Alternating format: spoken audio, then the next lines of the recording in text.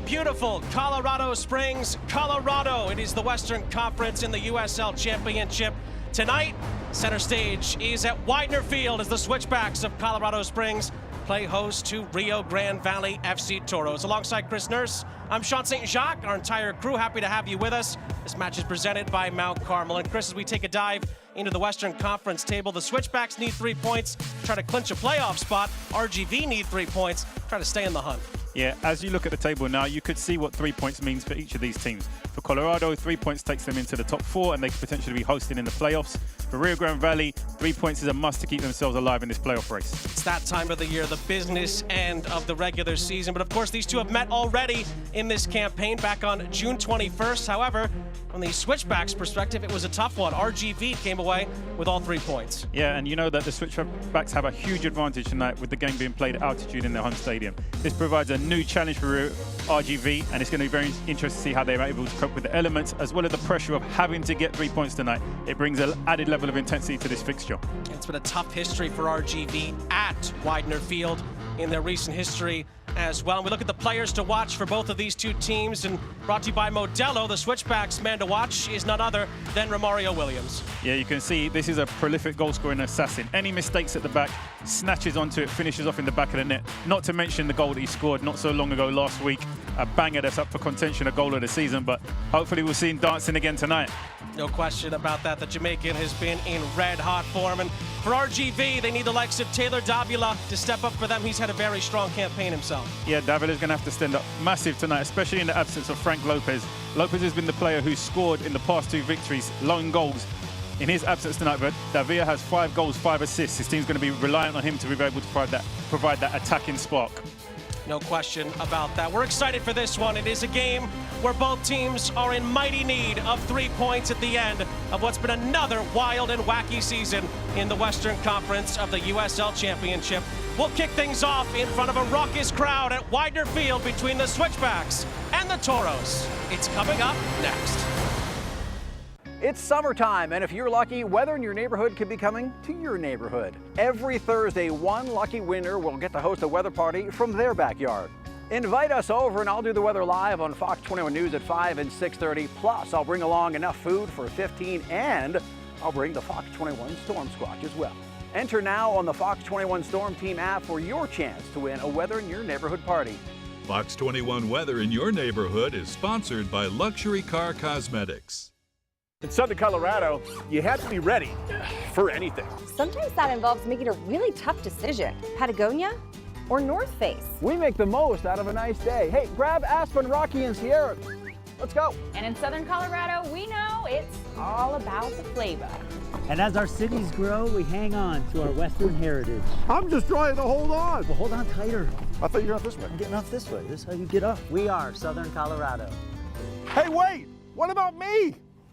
We are Southern Colorado. Saturday during the summers was our get up and go to Monument Lake fishing. From a little hobby as an 11-year-old kid, it's turned into quite a business. Our stories matter. If they're on the trails, if they're in the woods, if they're anywhere, I can be with them now. Bringing you the most local news. All of the people that are doing this type of agriculture are trying to do a better thing for society. We are Fox 21, and together we are Southern Colorado. Hi, I'm Scott Kilbury, host of Rocky Mountain Quiz Kids. We have 30 of the best and brightest schools from all across Southern Colorado competing for the top spot. Question is, who will come out on top? Watch Rocky Mountain Quiz Kids Sundays at 6:30. Sponsored by the Pikes Peak Library District. Burgers for the mind, tacos for the heart, and chili for the soul. We're Felipe's 109, home of the taco burger. Local flavors, family owned, love, peace, green chili, y'all. Today's player walkout is sponsored by Children's Hospital Colorado. Sean St. Jacques, Chris Nurse back here with you. The Switchbacks wearing some very special kits tonight, being auctioned off to Mount Carmel in support of veterans with PTSD and to raise more awareness around mental health issues. Very cool gesture there by the Switchbacks. And now it's time to jump into the starting lineups for this all-important Western Conference affair. It is Phil Long starting lineups here, Chris, and we start with Stephen Hogan's Switchbacks here at home. Yeah, obviously the Switchbacks are in a little bit stronger position than RGV, already holding a playoff position, being the home team. They don't necessarily need to be too expansive in their approach to the game. They can afford to sit back and try to play possession-based style, and as the game wears on, try to get that go-ahead goal. RGV, on the other hand, they have to come out the blocks flying tonight. And we get a chance now to see what Wilmer Cabrera has up his sleeve on the road tonight. This is the 11 for the Toros, who really need 3 points to stay alive in the playoff hunt. And we were toying around with this formation, whether it's a 3-4-3, whether it could be a 5-3-2, or whether it could be a 3-2-5. However, whatever they end up playing, RGV have really got to go for it in tonight's game. 3 points is a must. They could be eliminated mathematically if they lose and other results go against them. Tonight could be their last hopes of making the playoffs. So they really have to take matters in their own hands and take care of trying to get those 3 points tonight. There's no question about that. Just 2 games after this game for the Switchbacks in their regular season schedule, 3 after tonight for RGV. But as you rightly pointed out, Chris, a defeat for the Toros tonight in a place where they've had so much trouble over the years could see them be eliminated from postseason contention by the end of the weekend. For the Switchbacks, they could clinch a playoff spot by the end of the weekend and be right in the thick of things for home playoff games. And of course, the Switchbacks, when they got home postseason games a year ago, got to the Western Conference Final and lost to eventual champions San Antonio. So they're hoping for another deep playoff push this season. Of course, the Switchbacks are hoping to make it 4 wins on the bounce. RGV have also won their last 2, so both teams are relatively in strong recent form. We'll see if that consistency, which both coaches talked about, will be able to continue on tonight. And it was really interesting because when we spoke to Stephen Hogan and we asked him, with those remaining 9 points on the table with 3 games left, you know, do you really have one eye on trying to make it into the top 4 and having that home playoff opportunity? And he said they are where they are for a reason. They've been very inconsistent. You know, they are fortunate to be center of the pack, but they're going to give it a go. But he doesn't see himself that they've done enough to be in the top 4. But now approaching the postseason, they think they're trending up. You know, they're keeping clean sheets, winning games. They're starting to do the right things now. The referee's whistle goes, and we are underway from Widener Field in Colorado Springs. Those gorgeous blue kits for the Switchbacks will defend on the right-hand side of your screen, and it's the orange kits of RGV attacking from left to right here on ESPN+. Sean St. Jacques, Chris Nurse, our entire crew, happy to have you with us. It is a must for the Toros tonight. For the Switchbacks, they know that they can climb much higher in the table potentially, and of course are trying to clinch a playoff spot themselves in this crazy playoff race that the Western Conference has given us for a 2nd consecutive year. The Toros won the first meeting between these two back in June. It was a 1-0 victory for Wilmer Cabrera's group. Both teams have changed quite a bit since then. And this is arguably the most important game of the season to date for both teams. And we will see how it plays out tonight. It's really interesting because based upon the results in the build-up to tonight's game, Colorado Springs Switchbacks have conceded 0 goals in their last 3 games. And RGV, on the other hand, have conceded 0 goals in their last 2 games. So you look at both of these teams coming in with back-to-back wins, having conceded 0 goals. So obviously the defense for both teams has been playing outstanding, but somebody's got to win this game. So it's going to be interesting to see which defense is the better defense tonight and who has the clinicality and the ruthlessness in the final third to get the go-ahead goal. Yeah, something is going to have to give in that regard. And to give Wilmer Cabrera's group a lot of credit. It's so congested in the West. Many have counted them out the last few weeks, but him and as well as Ricky Ruiz, who we had the chance to hear from this week in media availability, both said everyone's counting us out. We have nothing to lose. We're going to go for it.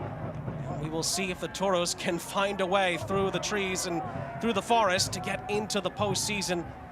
Win tonight is essential for that. And for the Switchbacks, they have righted the ship. They have had a couple of rocky runs this season, no pun intended, but this has certainly been a much better stretch of play for Stephen Hogan's group. They've gotten so many amazing moments as far as goal-scoring moments have been concerned, including a couple of great moments in the last home game against Sac Republic, and then they went to Detroit last time out in very tough conditions, lots of rain and wind in Michigan, and they handled it rather well against Detroit City, who were desperate as well for 3 points. And the Switchbacks scored 3 goals and beat them 3-0. Yeah, and We mentioned the name Cabrera briefly there. The player Cabrera is a big loss for this team. He's missing. We was doing our research just before the game, and I'll let you elaborate, Sean, on letting the fans know where he is, why he's not in this team, and where he's gone back to. This ball's going to go out of play on the near side real quick. Tejada is a bit slow to get up here.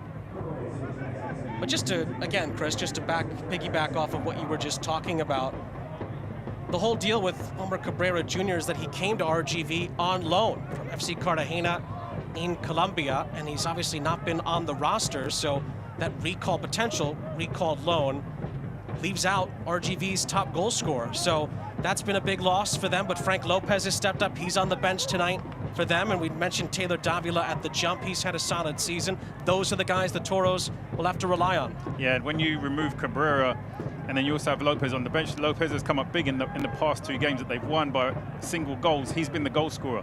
So when you remove that attacking output from both of those teams, it really puts RGV in a tough situation going into this postseason. We spoke briefly about other players who could come in and have an impact in the pre-show. We spoke about Davila, 5 goals, 5 assists this season. He's going to have to come up trump tonight. Certainly this man, Christian Pinzon, could be an attacking threat as well. Quick off the throw. Davila plays it centrally. Brief opportunity for Robert Coronado to try and turn. RGV will sit back in possession. Michael Knapp, who Wilmer Cabrera has been impressed with since coming off of an injury and getting some recent playing time. Just getting back into the mix for the Toros, but has shown some positive signs as well. Yeah, Knapp is an interesting one. Such an important game. He hasn't played that many match minutes this season, so it makes it really challenging for him to be match fit and sharp and going to perform to his best. But obviously the head coach has a lot of trust, a lot of faith, a lot of belief in him. His strength is being the ball winner in the center of the park and being able to distribute to the more gifted players or the creative attacking-minded players. So it's going to be very interesting to see if he's able to find that rhythm tonight at this phase of the season, because normally you need 5, 6, 7 or sometimes even 8 games to really hit your potential and peak your match performance. So he hasn't had that opportunity. So it could just be building off adrenaline, and sometimes when you come in fresh, that adrenaline just carries you through. Or it could be a very interesting night. It's going to be interesting to see which way that pans out. It's his 5th game back from the injury, but to your point, Chris, just 131 minutes coming in to tonight, which is not a ton. Yep, that's not even 2 complete games, right? So he's been picking up 20 minutes here and there. Doesn't really give you the opportunity to catch your match fitness, but you know, he must be doing something good in training for the head coach to believe him in such an important phase of the season. Yeah, the Toros have had to switch quite a few things around. Of course, Alex Moniz coming in on loan from Chicago Fire of MLS. He's been playing mostly with the reserve team in MLS Next Pro. He's going to be one of those players that might have to try to fill the shoes of Cabrera and others as they've shuffled a few things around over the last few weeks, the Toros. And I think there's a couple key performance indicators that coaches are looking for in this season. Number one, they're looking at the ability to keep clean sheets, and they're looking for teams who can have multiple goal scorers. So if you're looking at this Colorado Switchbacks roster, you're looking at Williams, you're looking at McGee, you're looking at Quintero, who's Jaire Enriquez, who's on the bench tonight, who had one of the most spectacular goals we've ever seen in USL Championship history. So they're trending at the right time. They're keeping clean sheets, have a variety of players getting themselves on the score sheet, and they're winning games. These are some of the key performance indicators that head coaches look for at this phase of the season when you're trying to build that momentum and that confidence going towards the playoffs. I don't think there's any more confidence we can see than the goals of Williams and Enriquez in the past week. So I think that Colorado Switchbacks are really a team to watch out for approaching the postseason. And Tyreek McGee had that magical goal against Orange County a few weeks ago as well. It's a set piece right now. The Switchbacks have to defend. Davila's ball in was dangerous, but it went through everybody inside the penalty area. Jonathan Ricketts will recycle. Pinzon plays it essentially for Coronado. Davila has some time and space. Back out for Ricketts. Ball is pinged over to that far side. Ricky Ruiz played it centrally for Cabezas. Ball is stung into the penalty area. It's Moniz who headed it centrally, but a whistle goes. And it looks like the offside flag is up against the Chicago Fire. Loney. just looking to play the ball in behind that defensive line. RGV have dominated the majority of possession in this opening 10 minutes. They've been the one freely moving the ball around in the attacking half. However, they've not really created anything that's tested the goalkeeper. Colorado Switchbacks have been fairly content in allowing him to have possession of the ball and just keeping themselves disciplined and organized. I think they have maybe a consensus as a team that as the game goes on, the altitude, the atmosphere, the environment will take its toll on the players. So RGV may be able to have a strong 20 minutes, 30 minutes, maybe even a strong first half, but over the duration of the game, I think this is where Switchbacks will be able to kick on. Skundrich leaves it for Deshane Beckford, who's always dazzling when he's on the ball, skips past a couple of challenges. And again, it's a good defensive jump there from Gabriel Benitez, but the ball's been given back. Decisive pass for Speedy Williams. Tejada rides a challenge, is able to shepherd the ball out wide for Beckford. Beckford's ball back into the middle is cleared by Frank Nodarse, and it's back out for a Switchbacks throw. That's been the first time so far in the opening 10 minutes that we've seen Colorado Switchbacks get into the attacking third, sustain possession of the ball, make 3 or 4, 5, 6 passes, and try to create something. But you see that dynamic attack. They have the ability to flip a switch, and the flanks are wide open, players making runs through the center. You have Romario Williams, obviously he's a very dangerous goal scorer. They have a lot of assets in the final third. And the ball is played centrally looking for Jade Chapman. In the end, Davila comes out with it for the Toros, though he's under some pressure from Skundrich and company. But it's cleared back for James Musa to recycle for the Hogan side. It was interesting when we spoke to Stephen Hogan and we asked him about the recent run of form. 3 games on the win, back-to-back, all keeping clean sheets.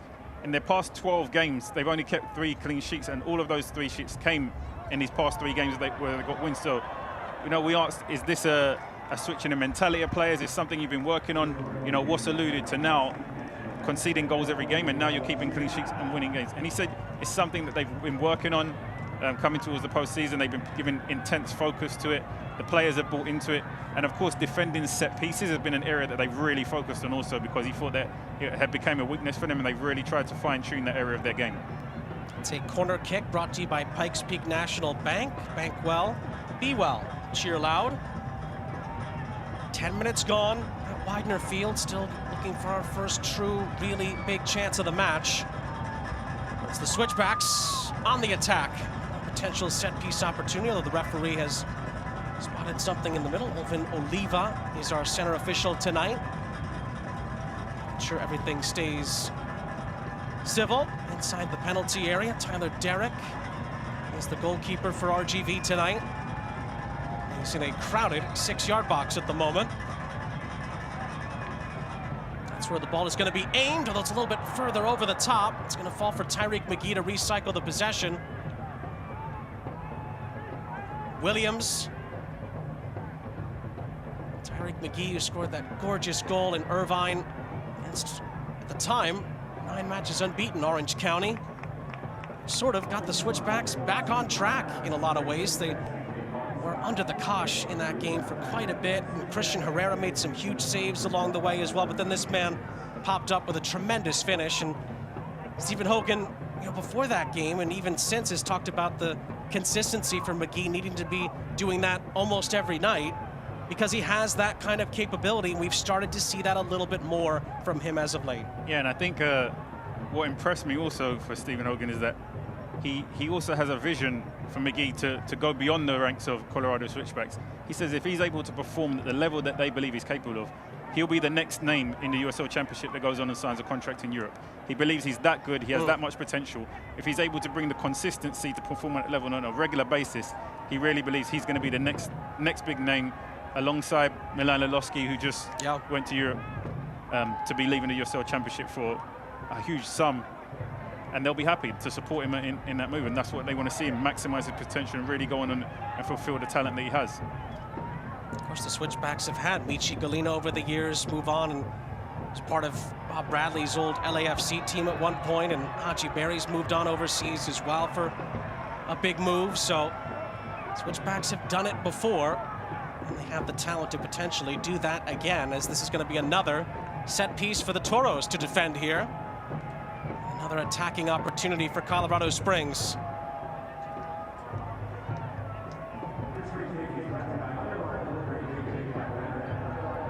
3 goals and 2 assists on the year for Tyreek McGee.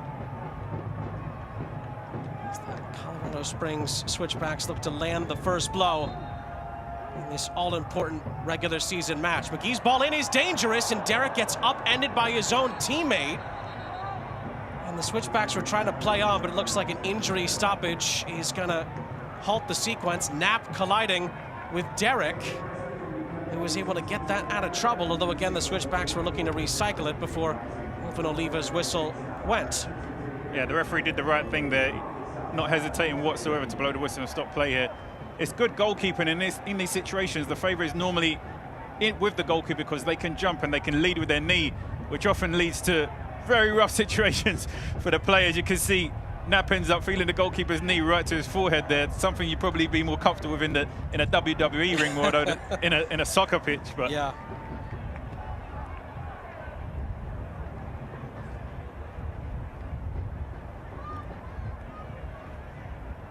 It's an injury stoppage brought to you by Centura Health.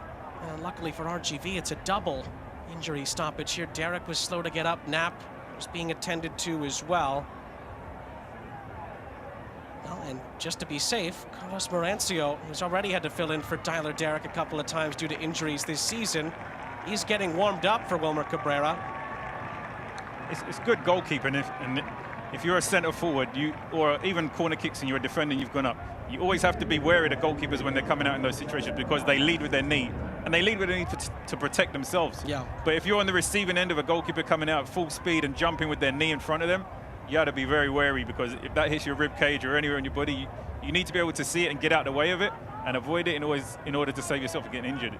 It's interesting to see Derek was actually became the player who was more hurt in that situation, but it could have easily been very nasty for Knapp.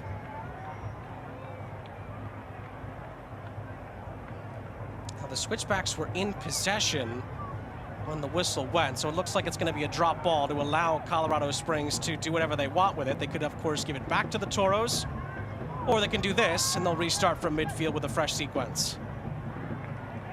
Ball is floated towards the penalty area, too far for Tejada, and in the end, it's an RGV goal kick. I think it's always good to bring context as to why teams find it so challenging to play away in Colorado. The altitude means that there's less oxygen in the air. Unless you're accustomed to it, it makes it difficult to breathe, especially when you're exercising at high intensities. This is a huge advantage for the team who obviously trains there and lives there. Their body has become accustomed to it. However, the team that's just traveling away, their bodies aren't used to operating with that lower level of oxygen, and it makes it really harder for them to perform to their maximum potential. Some coaches try to deal with it by coming in as close to the game and leaving as soon after the game as they can, so it doesn't impact the players' bodies as much. However, if they come in 2 days before, this often has a more negative approach on the players than a positive approach. I think to really get the benefits of coming in early, you have to come in 2 weeks early. And I don't think many teams have that window to prepare for the game. So I think they're stuck trying to deal with those circumstances and situations and trying to make the best of it. As a player, we faced that when we played against Mexico in Estadio Azteca. Extremely high altitude, and we actually went to Bogota in Colombia to prepare for that fixture for 2 weeks, just so that we went to Azteca, we were a little bit more acclimatized. But when you get into that arena, it's so hard to find the oxygen. But after a little while, your mentality takes over, the adrenaline takes over, and you find a way to get out there and play to your best. How'd you guys end up doing in those games, if I may ask? We lost 3-1. Guyana versus Mexico is understandable. Not bad. It's a respectable loss if there's such a thing that exists. Fair enough. I'm sure you were at least a proud captain on the performance, maybe not the result. Yeah, it wasn't an easy task watching Chicharito Hernandez. Yeah. Definitely one of the highlights. If there's a loss, that's a highlight. Yeah, playing against the best. Yeah. That sequence on the Pikes Peak corner didn't quite work out for the Switchbacks, so it's another RGV goal kick to try and reset. These last few minutes, we have started to see Colorado Springs come out of their shell a little bit more. Of course, the Toros, it's just about all hands on deck, which is probably why we saw Carlos Marancio warming up early on.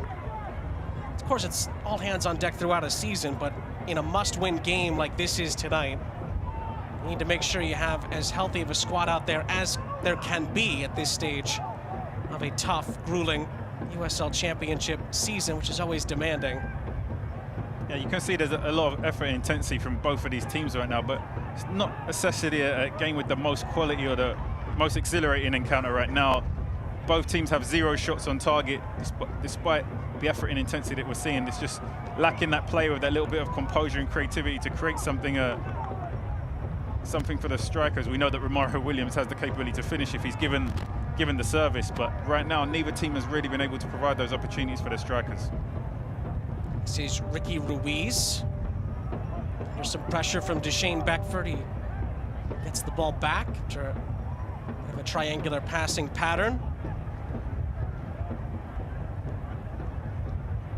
Of course, for Wilmer Cabrera's group as well, scoring the first goal tonight will be of paramount importance, especially at home. When the Switchbacks score, they tend to get results. When they win the ball back, they tend to be dangerous, but this time RGV is able to snuff out a potential transitional moment and regain possession. Colorado did a really good job of getting bodies around the box in the wide areas there. There was 2 attackers and 6 Colorado bodies, so it made it really challenging for RGV to break through in the wide channels. Challenge comes in from Duke Lacroix on this near side. It's an RGV free kick, just in front of Stephen Hogan. Just walking away on the right-hand side of your screen, the Irish international. It's a reset for the Toros. As you can imagine, as you're seeing with us, the possession is heavily in favor of RGV right now. RGV 65% possession, Colorado Switchbacks 35% possession, which is, you know, you could say that's not good for the home team to kind of being dominated in their house. They don't have possession of the ball, they're not controlling the tempo or the flow of the game. However, RGV haven't really managed to carve out anything meaningful or threatening with the possession they've had. 0 shots on target despite having 65 possession. Kind of means that there's not a lot of purpose to their possession. Yes, there's a lot of passing, but it's not threatening. It's not causing Colorado Switchbacks any threat or danger. So I think Stephen Hogan will be fairly comfortable and not really too fussed about the possession statistic at this phase. I think he more be interested in how this game ends after the course of 90 minutes. Beckford stays down after a physical challenge came in, but the referee deemed it to be a fair challenge. Beckford looks like he's holding his wrist. See if he needs any extra attention here. Has to be something with the way that he falls there. Strong challenge there from Knapp, doing what he self-proclaims to do the best he can, putting in challenges, breaking up plays, giving the ball simple to his teammates. Great defensive tackle there. Beckford, one of the most dangerous players when he gets driving with the ball at speed. Intelligent, finds good little pockets and spaces on the field to pick up the ball and either provide for his teammates or create opportunities for himself. Looks to be another Centura Health injury stoppage. Also gives us an opportunity to update you on the other games going on at the moment. Midway through the game going on in Pittsburgh, the Riverhounds are leading Tulsa by 2-1. FC Tulsa needs that one very, very badly in the Eastern Conference playoff chase. Miami at home to Hartford. It's 0-0 at the half. Speaking of teams around the playoff line that need wins, Miami cannot afford to drop points against already eliminated Hartford. Indy leads Detroit by 1-0. Tampa Bay taking care of Loudoun so far by 1-0. And then Memphis taking on Birmingham. It is 0-0, around the same mark that our game is at the moment. Seems to be struggling in some pain with that wrist.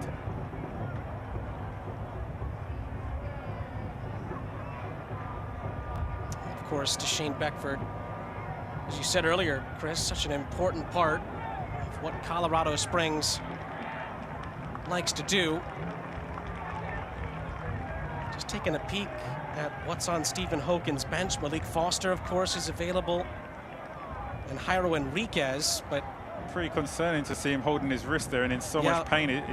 He's struggling to walk off the pitch there. I don't think we'll be seeing him again for the remainder of this game. I'm not sure the head coach will want to take the risk with him with the playoffs coming up, but I think it's just the way that he falls. Definitely looks a little bit uncomfortable when we're looking at the replay, but hopefully it's nothing too serious and we can either see him back out in tonight's game or in the remaining fixtures and playoffs shortly. And the tough part too is So I was rattling through the bench options. There's really nobody that the Switchbacks have that can do what Deshane Beckford does. There's a lot of players with pace. There's a lot of players with skill, but that one-on-one ability to create things, it's really Deshane Beckford who does that the best for the Switchbacks. He has something really unique. His 1v1 ability allows him to draw in 2 or 3 defenders, which then creates space for his teammates. And that's a really unique skill to have. You know, old school wingers who pick up the ball and like to take players on, they don't really exist too much right now. Everybody wants to be an inverted winger and come inside, rather than pick up the ball and want to take players on down the wing and deliver crosses or commit defenders. He's really valuable for this team. So for the time being, we will see what happens. And meanwhile, Monis is in here for RGV, but the flag is up. He's offside. And not for the first time tonight. The Toros see an attack dwindle away due to the assistance flag on the near side.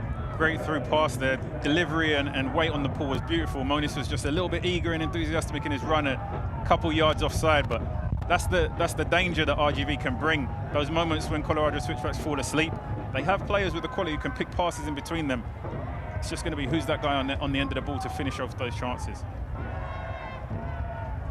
Pittsburgh have just scored again, so they lead 3-1 against FC Tulsa. Of course, the Riverhounds are trying to chase down that #1 overall seed in the playoffs, not just the Eastern Conference #1 seed. As the attack once again will fizzle out here for RGV.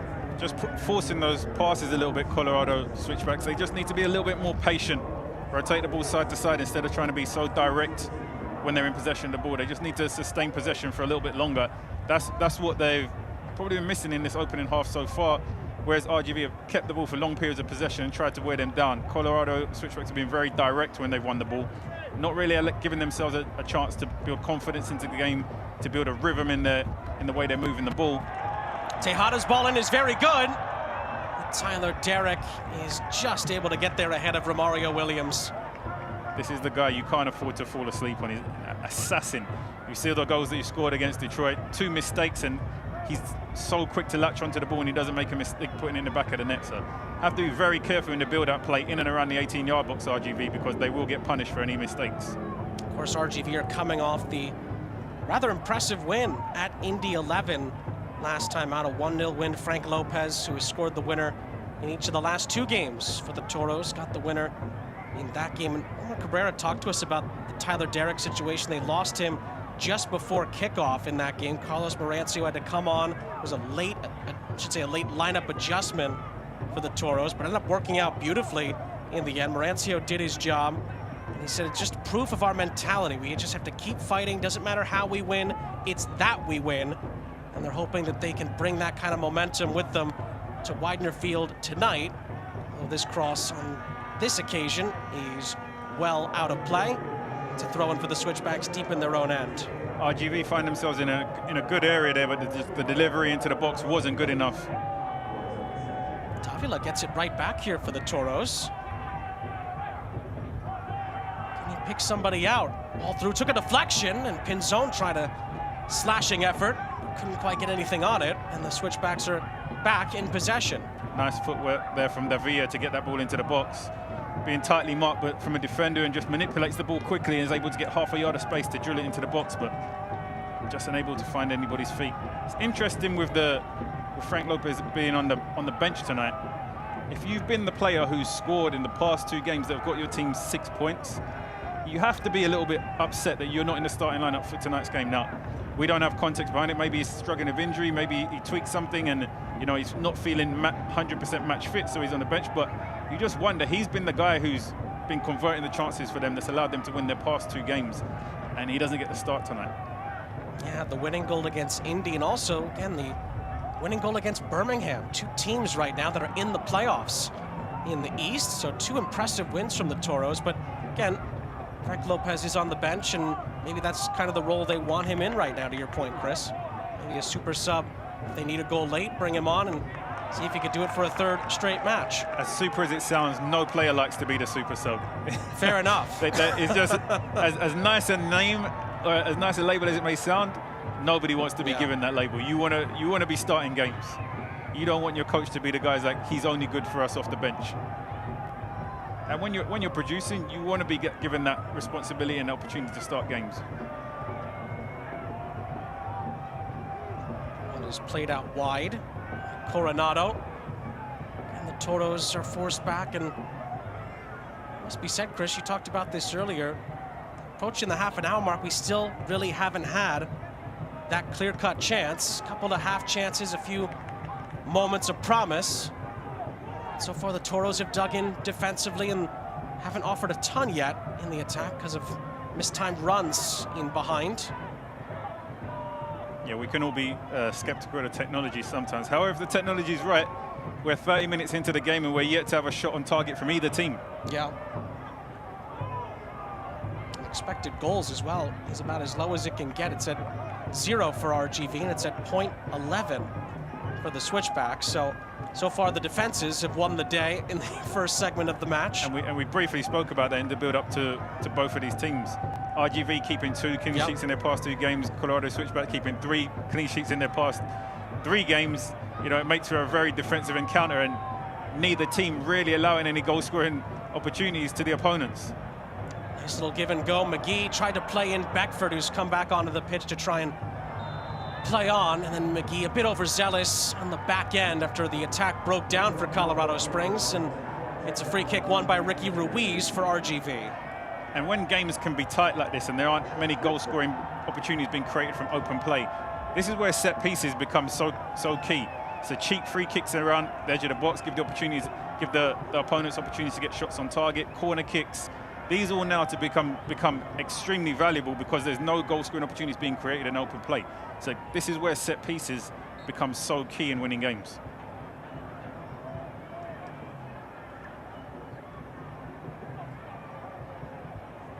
I've just been told second half between Indy and Detroit that Indy 11 have added a second goal, as you can see there, top right-hand part of your screen. So that could be a tough result for Detroit City and could potentially open the door for the likes of Tulsa, who are still losing to Pittsburgh, and Miami, who really need to start picking it up against Hartford. It's still 0-0 in the 3:05 at the moment, and Miami FC cannot afford to drop any more points. I've certainly seen Vegas play spoiler a few times in the West. That'd be a tough way for Miami's hopes to take a huge dash if already eliminated Hartford were to take points off of them. There is Davila for RGV. We're fighting for their playoff lives tonight. Poor giveaway there from Chapman, just fumbles the ball under his feet and turns over the ball to RGV in the attacking half.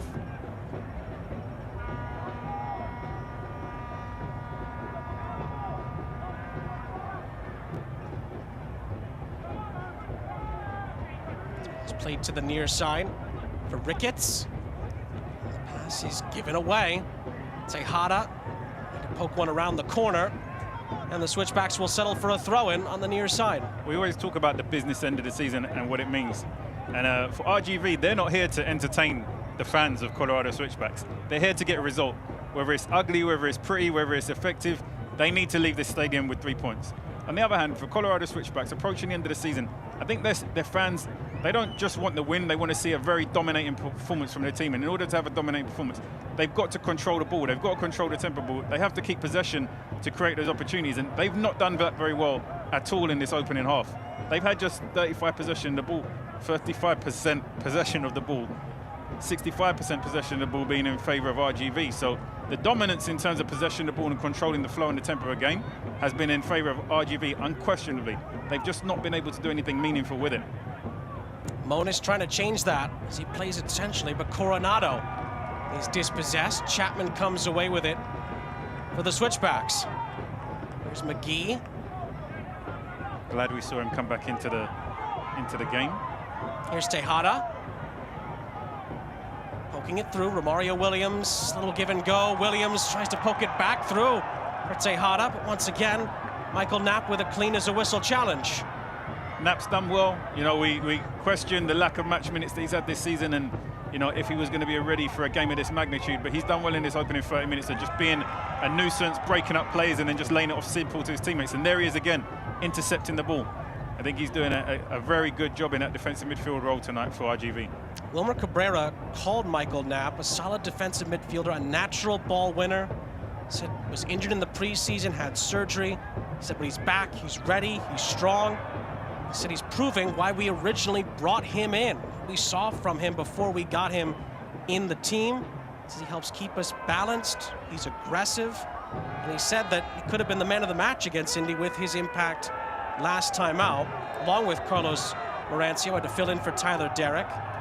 Yeah, it's very rare that they get man of the match because they don't necessarily do anything that goes on the highlight reel. Yeah. But they're so important in allowing the more creative, the more flair players in their team to express themselves because they can rely on him to do the dirty work, to win back the ball, to give it them early in time and space and allow them to go on and kickstart attack. So I think I 100% agree that he's been very important for them. For the head coach looking at what factors allowed them to be influential and dominate the game, his ability to win the ball is definitely an added bonus for them. And while we were talking through that, the two 12s collided, and Drew Skundrich has been booked by Ulvin Oliva for this challenge on Ruiz. From this angle, you can see the other angle, it kind of looked like he got contact with the ball, but definitely on that replay, Skundrich did not get contact with the ball. And I think the yellow card might be harsh, but it's definitely a free kick. Yellow card has been issued to Drew Skundrich. It's a versus health yellow card, mental health and well-being for all. Remember to take a moment to breathe. So it's a free kick for the Toros with about 11 minutes and change left in the half. So far, so good for RGV, but they really need a goal now to solidify the play that we've seen from them so far defensively. Coronado. Pinzon. He's going to flare this into the penalty area. It's headed to the outskirts for Drew, I beg your pardon, for Deshane Beckford to control and clear. Skundrich on the cover, and the Toros recycle the possession with Ricketts and company. I think the first goal is going to be key in this game. Given how tight both of these defenses have been in their recent games, I think whoever gets the first go-ahead goal is going to be able to lock up shot and probably see this result through in it.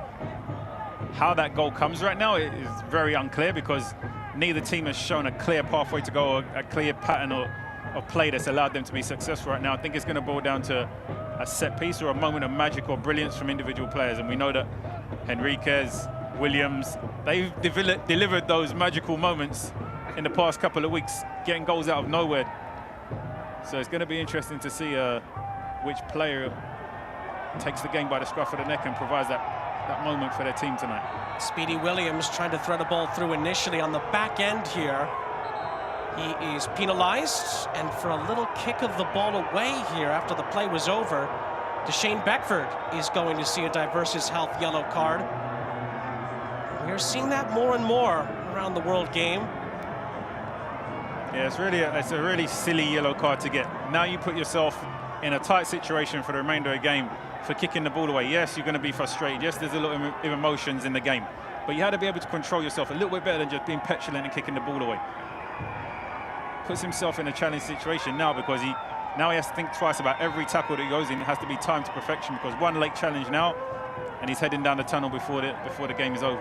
And now that's two players on the far side of the formation for the Switchbacks as well in very quick time that have picked up that yellow card. Skundrich and Beckford have been linking up quite a bit. Now they both have yellow cards hanging over their heads.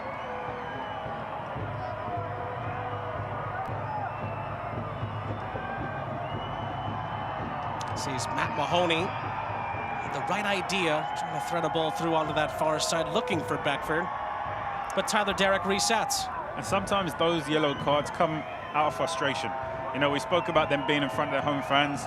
Their home fans probably aren't that entertained right now because their team hasn't had a lot of the ball and they've not created any goal-scoring chances. So you're getting frustrated because maybe the crowd is starting to get frustrated. You give you a hard time. You've not necessarily had control of the ball and been able to dictate the tempo of the game. That frustration is boiling over, but could change here with Beckford. So he tries to cross it into the middle. It's deflected out for a corner on the far side, although the Toros disagree with the referee's decision. A set piece upcoming for the Switchbacks. Yeah, but we spoke about the impact that in a game where there's not been too many clear chances. Not the best touch there from Beckford, actually. He's got himself lucky to win a corner there. But we spoke about a game that hasn't allowed too many clear-cut chances to be created in open play and the importance of set pieces. Corner to the near post is cleared away. Was a McDivitt Law Firm corner. We are in your corner.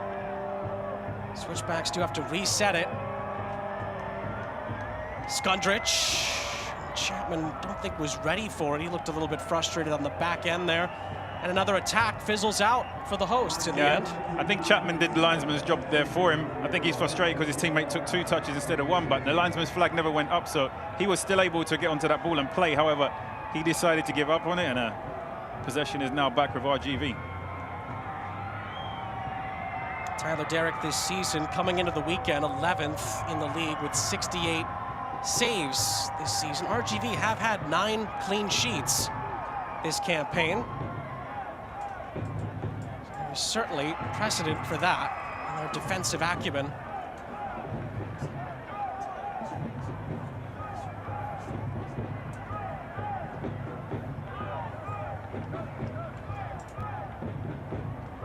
Sean St. Jacques, Chris Nurse, our entire crew. Happy to have you with us. It's essentially a must-win for the Toros tonight. A loss, or even a draw, could see them get eliminated by the end of the weekend from postseason contention. Switchbacks are closing in on a playoff spot. Of course, they want home field advantage if they can get it in the Western Conference, and 3 points for them tonight would put them right in the mix for that.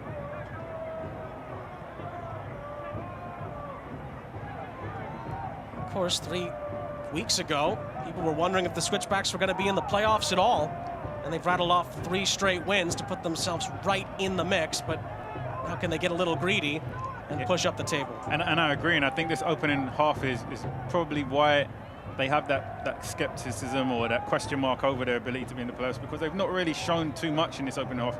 And we spoke about the advantage they have with the altitude and being the home team, the dominance, the home fans. They've allowed Rio Grande Valley to control the tempo of the game in the first half. They've not been aggressive in their press. They've not been able to sustain possession for themselves. As we approach half-time, I envision to see a change in the approach to the game from Colorado's Switchbacks, because this isn't going to get the job done in the playoffs. And in the build-up, they only have 3 remaining league games to get themselves in the best condition that they can for those playoffs. And this performance isn't going to get the job done. So they want to be performing to their maximum, peaking, moving the ball, dictating the tempo of the game, creating goal-scoring chances, and they've not been able to do that in this opening 40 minutes so far in this game. So I am hoping to see a different Colorado Switchbacks in the second half. Think so far so good for the Toros, or do you think they still need a little bit more in the attack? Yeah, I think for the Toros, the longer that they can stay in the game, the more confidence they're going to build. And then it's just one set piece or one opportunity they're going to need to get that go-ahead goal, and then essentially they park the bus and try to defend that with their life. So I think the longer that the game stays 0-0 actually plays into the hands of RGV. Of course, half-time, they're going to check out other results, see what's going their way, see what's going for them, see what's going against them, and then try to take what they can into their own hands. They're probably going to come out in the second half knowing they need a goal, because 1 point's not going to be enough. They really need to go after those 3 points aggressively. Just to piggyback off your point as well, Chris, RGV got that 18th minute goal from Frank Lopez against Indy. They were on the road. They weathered the storm the rest of the way, and they got 3 points. So they're certainly capable of doing that. And Monis gets in behind here for the Toros, and it's a huge block by Duke Lacroix, getting over to his right and making sure that Monis didn't get a shot away. Lacroix did well there. He did ever so well initially with his first run to win the ball, and then I thought he made a mess of it, and he gave it back to Monis. But then he does ever so well to stay with the play and not giving up with it, and makes the block at the final moment when Monis is about to get his first shot on target. The first shot for both teams on target in the opening half, and we still don't get it because of a great block there from Lacroix. Huge defensive moment for the Switchbacks. Now McGee tries to thread the ball through for Tejada, and it's well defended by Ricketts, who concedes the throw. Yeah, we're seeing some good defensive moments from both teams. Fullbacks, left fullback Lacroix, right fullback Ricketts on the other team. So we're seeing some strong defensive performances from this team, from both teams, so to speak. Defensively, I think both coaches can be happy, but you still need to create. You still need to create. You still need a player who can finish also and put it in the back of the net. And I think that's been the lacking aspect from both teams, is the ability to create chances so far in this game. We'll see if that changes before the end of the half. There's still a few minutes plus stoppage time left to work with. for these two teams. And it's another lovely ball played over the top for Monis, but this time Matt Mahoney to the rescue, but he slips at the end, and Herrera gets enough time to get in behind and catch it before Monis could get another opportunity. This time Mahoney does just about enough. Yeah, Monis is starting to pose some threats to this Colorado Switchbacks back four. He doesn't give up on anything, and with the slippery surface, with the rain that came out post-game, anything that bounces is just traveling a little bit further. You can see defenders are slipping, they're making mistakes, they're losing their footing. And that could be the key. A player making a mistake in one of those key moments, but Monis is putting the back four under pressure when those balls are played in behind. Lacroix for Williams. Plays it out wide for Beckford. 2 minutes left in the half plus stoppage time. Beckford trying to wriggle across through, was deflected. In the end, it's cleared out for another Colorado Springs throw on the far side of the pitch. Speedy Williams. Incisive pass for Chapman. McGee out wide. Beckford for Chapman. Flag is up. Flag is up. Tyler Derrick does well regardless of that. But the flag was up against Chapman, and it wouldn't have counted anyway. Would that go down as a shot on target? Or are we going into halftime with 0 shots on target for both teams? I think the flag does wipe that out. But another look at the Toros sequence. Lacroix, you see, he does ever so well to win back here, but he just doesn't get control of the ball. And Monis stays with it, and Lacroix also stays with it, and that's a great block. Many times when the defender makes the first run, they give up on the play, or they pass responsibility onto somebody else. And Lacroix doesn't take his eye off it. Even though he trips, he does well to make up the ground and block the shot from Monis. And Matt Mahoney got a touch onto that too to almost help Lacroix get back in time. Both of those two have come up with huge defensive moments. RGV are pushing to try and get an unlikely lead here at Widener Field, where they've had so many troubles over the years. Monis plays it centrally. Pinzon. Monis for Davila. It's not the best touch on that, and it's a spinning challenge by McGee to get it away. And the Switchbacks can be dangerous in transition, but they don't quite have the numbers yet. But Beckford nearly plays it through for Romario Williams. However, it is Frank Nodarce who steps in for the Toros defensively. Good block there from Nodarce, but I think we also saw where RGV are lacking in the attacking third there. They had great possession in the attacking third, moving the ball, Monis getting touches, and then just like that, they give away possession of the ball, and Colorado Switchbacks are on the counter-attack against them. They've got to be more purposeful in the attacking third. They're getting there, but they're just not making anything happen. No creativity, a lack of movement. It's all a little bit too stagnant when they get to the final third. We're into 5 added minutes at the end of the half, brought to you by the TikTok Shop. Here's Deshane Beckford for the Switchbacks. Speedy Williams. Chapman into the middle. McGee for Romario Williams, who nearly wriggles his way through, but there was too many Toros in front of him. And RGV nearly clear it definitively, but it's given away cheaply. Deshane Beckford, with 2 challenges in on him, wins a corner on the far side of the pitch. Nodarce again coming up with some big defensive moments there. It's going to be a McDivitt Law Firm corner on the far side. The crowd here at Widener Field hungry for a Switchbacks opening goal, hoping that they can take the lead with them going into halftime. Ball is whipped in dangerously. Derrick did not come for that. Tejada nearly got on the end of it. I think a whistle does bring this play to a halt. And it's going to be RGV in possession regardless. It's good that Switchbacks still have Beckford on the field, because he's a player who brings something different. You know, everything is a little bit predictable now, and Beckford is the player that brings that unpredictability, that spontaneous approach to the game, because you're going to need somebody who can take on players or attract 2 or 3 players. You're also going to need somebody who can maybe have a shot from distance. We've not seen anybody get the ball in and around the 18-yard box and pull the trigger from distance. It's going to be an interesting way to score this first goal. So far, it's been a very cagey first half with not much attacking elements to it. Skundrich on the far side has been dealing with a yellow card, as has Deshane Beckford for the Switchbacks. None yet against the Toros. 3 minutes left of the minimum of 5 added on. Musa up ahead for Chapman. Some room to work with here for Speedy Williams. Delivers a delicious ball out wide for Beckford. McGee. Backheeled for Speedy Williams. Out wide for Skundrich. Switchbacks have done a better job in these last 10 minutes of getting their foot on the ball and starting to connect passes and sustain some possession in the attacking third. McGee is brought down here. The referee trying to play some advantage for the Switchbacks. It didn't come. So it is a Colorado Springs free kick, and now Tyreek McGee's in a bit of discomfort here.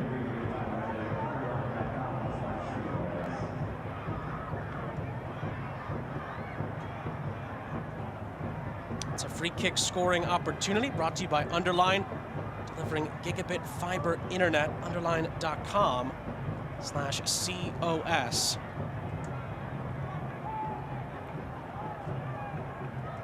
I'm sure Stephen Hogan's had his heart in his mouth a couple of times over injuries in this first half. Beckford and now McGee.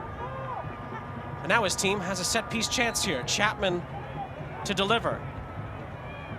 That's a good ball in, and Mahoney tries to get on the end of it, but it's just a fraction too firm, and it's out for a goal kick. Yeah, it just requires a little bit more quality on these set pieces. Some big players there to attack the delivery, but just overhit slightly.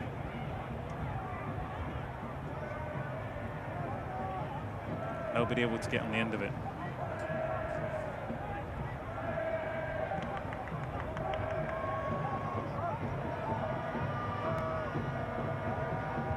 Two more quick scoreboard updates before we get to the end of the half here. Miami now leading Hartford by 2-0. So that could be a huge victory for the men of South Beach. And Memphis is leading against Birmingham by a 1-0. That's not good news if you're a Blue City supporter. They're about to kick off in Albuquerque against New Mexico. Danny Cruz's boys trying to get back into the home playoff fold in the East. So we'll see how that turns out. Indy about to finish off Detroit as well. They lead 2-0 there, and Pittsburgh closing in on taking down Tulsa. Yeah, Pittsburgh have been strong this season. I think they're definitely going to be up there as contenders. Even on their bad days, they've still found a way to get 3 points. And that's a hugely, how do you say that? That's a good tactic to have. Hugely admirable characteristics to have when you can get 3 points when you're not performing well. The half ends here at Widener Field. A couple of close calls, but opportunities were few and far between thanks to some lovely defensive play from both teams in the first half. It shows how important this game is for both. And it's still very much up for grabs, Chris, with 45 minutes to play. Yeah, as we spoke about, it's the business end of the season. It's not necessarily the most entertaining. Both teams trying to go for points at this phase of the season, and that's really what it's about. For RGV, still in the game very much, and I think as the game goes on, the confidence is going to build for them. Switchbacks, I think they want to perform better as they come towards the postseason. Still a big 45 to play, but at the half at Widener Field, no score between the Switchbacks and the Toros in this all-important regular season clash. We'll take a break. Plenty to come at the half in Colorado Springs. Coming up next.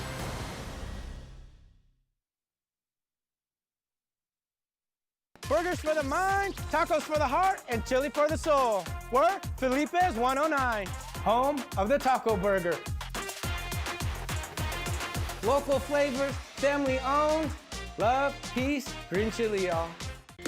Hi, I'm Scott Kilbury, host of Rocky Mountain Quiz Kids. We have 30 of the best and brightest schools from all across Southern Colorado competing for the top spot. Question is, who will come out on top? Watch Rocky Mountain Quiz Kids Sundays at 6:30. Sponsored by the Pikes Peak Library District. It's summertime, and if you're lucky, weather in your neighborhood could be coming to your neighborhood. Every Thursday, one lucky winner will get to host a weather party from their backyard. Invite us over and I'll do the weather live on Fox 21 News at 5 and 6:30. Plus, I'll bring along enough food for 15 and I'll bring the Fox 21 Storm Squatch as well. Enter now on the Fox 21 Storm Team app for your chance to win a weather in your neighborhood party. Fox 21 Weather in your neighborhood is sponsored by Luxury Car Cosmetics. We've all heard the phrase before, the mountains are calling. Well, these mountains are screaming. That's what gets me out here in the pool every day. They energize me, even when I'm not feeling it. In fact, they energize our whole family. We have done so much more outside in Colorado, hiking, biking, swimming, fishing, skiing, you name it, and we owe it to the mountains. They literally take your breath away. Watch Scott Kilbury on Fox 21 Local News. Weeknights at 5, 6:30, 9, and 10. In Southern Colorado, you have to be ready for anything. Sometimes that involves making a really tough decision. Patagonia or North Face? We make the most out of a nice day. Hey, grab Aspen, Rocky, and Sierra. Let's go. And in Southern Colorado, we know it's all about the flavor. And as our cities grow, we hang on to our Western heritage. I'm just trying to hold on. Well, hold on tighter. I thought you got this way. I'm getting off this way. This is how you get up. We are Southern Colorado. Hey, wait! What about me? Back at the half at Widener Field, it is the Switchbacks 0. It is RGV 0. And there is still a big 45 minutes to come. The Toros need it desperately. They have to win, and the Switchbacks are hoping to win to not only clinch a playoff spot potentially this weekend, but for home playoff games as well. Here at the half, we take a look at tonight's honorary healthcare professional of the match. It's Dimitri Ortiz-Kuth, surgical tech in the sterile processing department at Penrose Hospital. Thank you, Dimitria, for all you've done to help our community. The healthcare professional of the match is co-sponsored by Encore Electric, along with Olson Plumbing and Heating.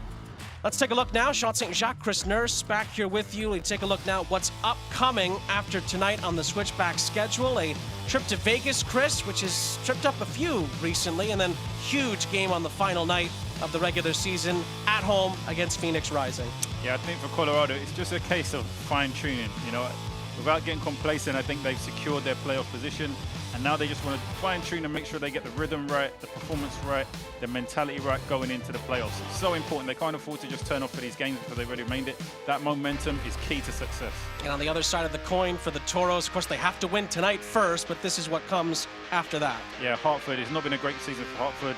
Loudon, Sacramento game is really going to be very tough for them. I think if they're able to get a result against Sacramento, then maybe they may deserve a place in the playoffs. But really, if they're unable to pick up results against Hartford and Loudon, then I don't think the playoffs is the right place for RGV this season. And of course, they need to pick up a result tonight, first and foremost, for these games to matter down the stretch for the Toros' perspective at the end of the regular season. So there's still plenty of business to be done for RGV tonight. I think they can argue so far so good, but they need a win. A draw would really not be enough in the grand scheme of things for RGV as far as making the playoffs. The Switchbacks and RGV are knotted up at 0-0. There's still big 45 minutes still to come. We'll get to news and notes. We'll update you on the schedule and the scoreboard from around the USL Championship. All of that and a bunch more. He's coming up after the break.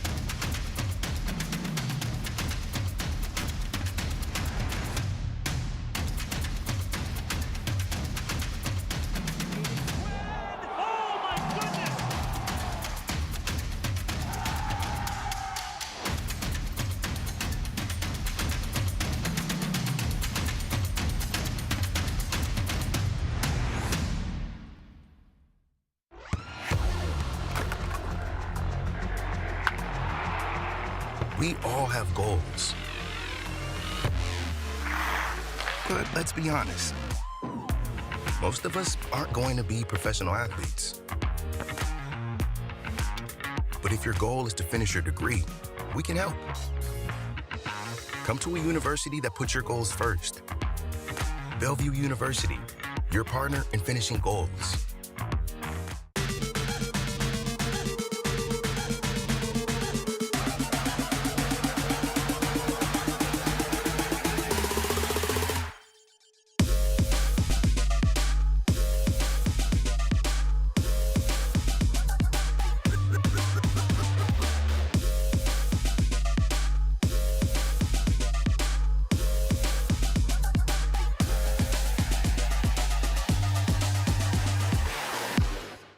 It's summertime, and if you're lucky, weather in your neighborhood could be coming to your neighborhood. Every Thursday, one lucky winner will get to host a weather party from their backyard. Invite us over and I'll do the weather live on Fox 21 News at 5 and 6:30. Plus, I'll bring along enough food for 15 and I'll bring the Fox 21 Storm Squatch as well. Enter now on the Fox 21 Storm Team app for your chance to win a weather in your neighborhood party. Fox 21 Weather in your neighborhood is sponsored by Luxury Car Cosmetics. Sean St. Jacques, Chris Nurse, our entire crew back here with you at the half in Colorado Springs. It's the Switchbacks nil. It's RGV nil at the half. Still a big second half, especially for the Toros. Still to come here at a packed Widener Field, but first and foremost, let's look around the league in the USL Championship. We're at the business end of the regular season, so there's a lot to get to. Of course, a big milestone in the league with the 2 millionth fan. We'll get to that in a little bit more detail in a second. But Chris, we were talking about this earlier, how well the Riverhounds have been playing, and they're on track to secure their first ever Players' Shield in club history with another tremendous season under Bob Lilly. Yeah, Bob Lilly, probably the longest tenured coach in the USL Championship right now. Everybody knows what his teams are built on and how they play, but nobody's been able to stop them this season. Despite having a clear identity, a clear blueprint of what's expected week in, week out, nobody's been able to find the rhythm or the formula to break them down, and they have a little bit of everything. They have players who are very good 1v1, they have solid defenders, they have midfielders who are capable of keeping possession. I think Pittsburgh are a really team to watch out for in the playoffs. Of course, if they have to play the playoff games at Highmark Stadium as well, Pittsburgh could be making a deep run in the postseason. Of course, the USL Championship just celebrated a significant milestone back on Wednesday. Detroit City FC fan John Sarge honored as the league's symbolic 2 millionth fan of 2023 in a ceremony at Keyworth Stadium earlier in the week. That's because the USL Championship and the clubs have surpassed 2 million fans this season in the past week, and doing it at the earliest point of the campaign in the decade, which is rather impressive as well. The USL Championship's average attendance has been over 5,500 for games this season, and the league's extremely proud of the way they've been able to build that up over the years as well. And also, there's been over 400,000 fans that have seen USL League One games this season as well. So it's not just at the championship level, it's been at the League One level as well. And nights like tonight at Widener Field further cement that progress. Yeah, I think it's indicative of the direction and the energy and the focus that's going into the game right now. The excitement that's coming to the US, the World Cup is coming here, World Club Cup is coming here. And dare we talk about it, the USL may be the place where we may see promotion and relegation in the US. The forbidden word. We will see, but progress is the word that the USL Championship has been the proudest of in the past week. And upcoming schedule tonight, Chris, it is jam-packed. We've been keeping an eye on the other games that some of them have just ended, but there's a lot of games still to look forward to. For me, Phoenix Orange County catches the eye. What stands out to you? Yeah, Phoenix Orange County for me. Orange County didn't start the season so well at all, but now you see what their understanding is. They picked up momentum, they picked up form. Always questioned how Milan Orlovsky could stay with a team that was always dwelling in the lower echelons of the league. They now found themselves where they belong. Unfortunately, they're going to lose him at the end of the season, but for me, Phoenix Orange County is the game of the evening. And of course, for RGV, they'll be hoping Monterey Bay drop points. They'll be hoping Oakland drops points, similar with the Switchbacks as well, though Colorado Springs will more be hoping that San Diego, maybe Phoenix, drop points, so those two teams in our game can get to the positions in the table they want to get to. For the Switchbacks, it's about home field playoffs, and for RGV, it's about getting into the dance moving forward and playing playoff games, as we've seen from the Toros in recent past. Again, these are the games we've been keeping up to date on. Late twist in Pittsburgh, but the Riverhounds hold on to beat Tulsa 3-2. Miami keeps themselves alive with a 2-0 win over Hartford. Rowdy's still ahead. Indy with a big win over Detroit. That's a big setback for Trevor James's boys. Yeah, Rowdy's, one of the most consistent teams. We know we're going to see them in and around challenging for top position. Keeping Pittsburgh on their toes. Pittsburgh can't afford to fall asleep just yet. Rowdy's keeping the pressure on them. So in the end, as far as the Eastern Conference playoff line is concerned, Miami has a nice night in the end. They get 3 points, and the two teams ahead of them, Tulsa and Detroit, both lose. So that helps them out quite a bit. But of course, there's still some games left to be played and more progress for Miami that needs to be made if they are to sneak into that 8th and final playoff spot in the Eastern Conference. We'll take a break. Highlights and stats from the first half between the Switchbacks and the Toros are next, and then a big second half kickoff at Widener Field is to follow. All of that comes after this break. We are Southern Colorado. Saturday during the summers was our get up and go to Monument Lake fishing. From a little hobby as an 11-year-old kid, it's turned into quite a business. Our stories matter. If they're on the trails, if they're in the woods, if they're anywhere, I can be with them now. Bringing you the most local news. All of the people that are doing this type of agriculture are trying to do a better thing for society. We are Fox 21, and together we are Southern Colorado.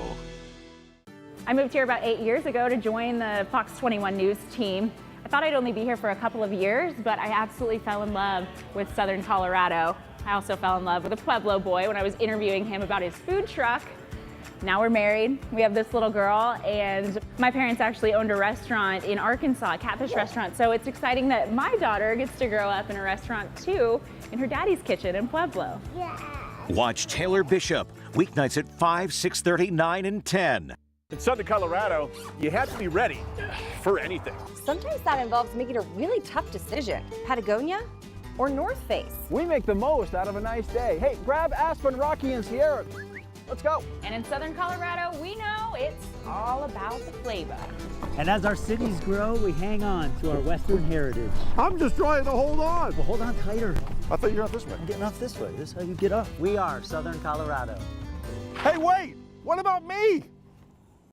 Hi, I'm Scott Kilbury, host of Rocky Mountain Quiz Kids. We have 30 of the best and brightest schools from all across Southern Colorado competing for the top spot. Question is, who will come out on top? Watch Rocky Mountain Quiz Kids Sundays at 6:30, sponsored by the Pikes Peak Library District. Burgers for the mind, tacos for the heart, and chili for the soul. We're Felipe's 109, home of the taco burger.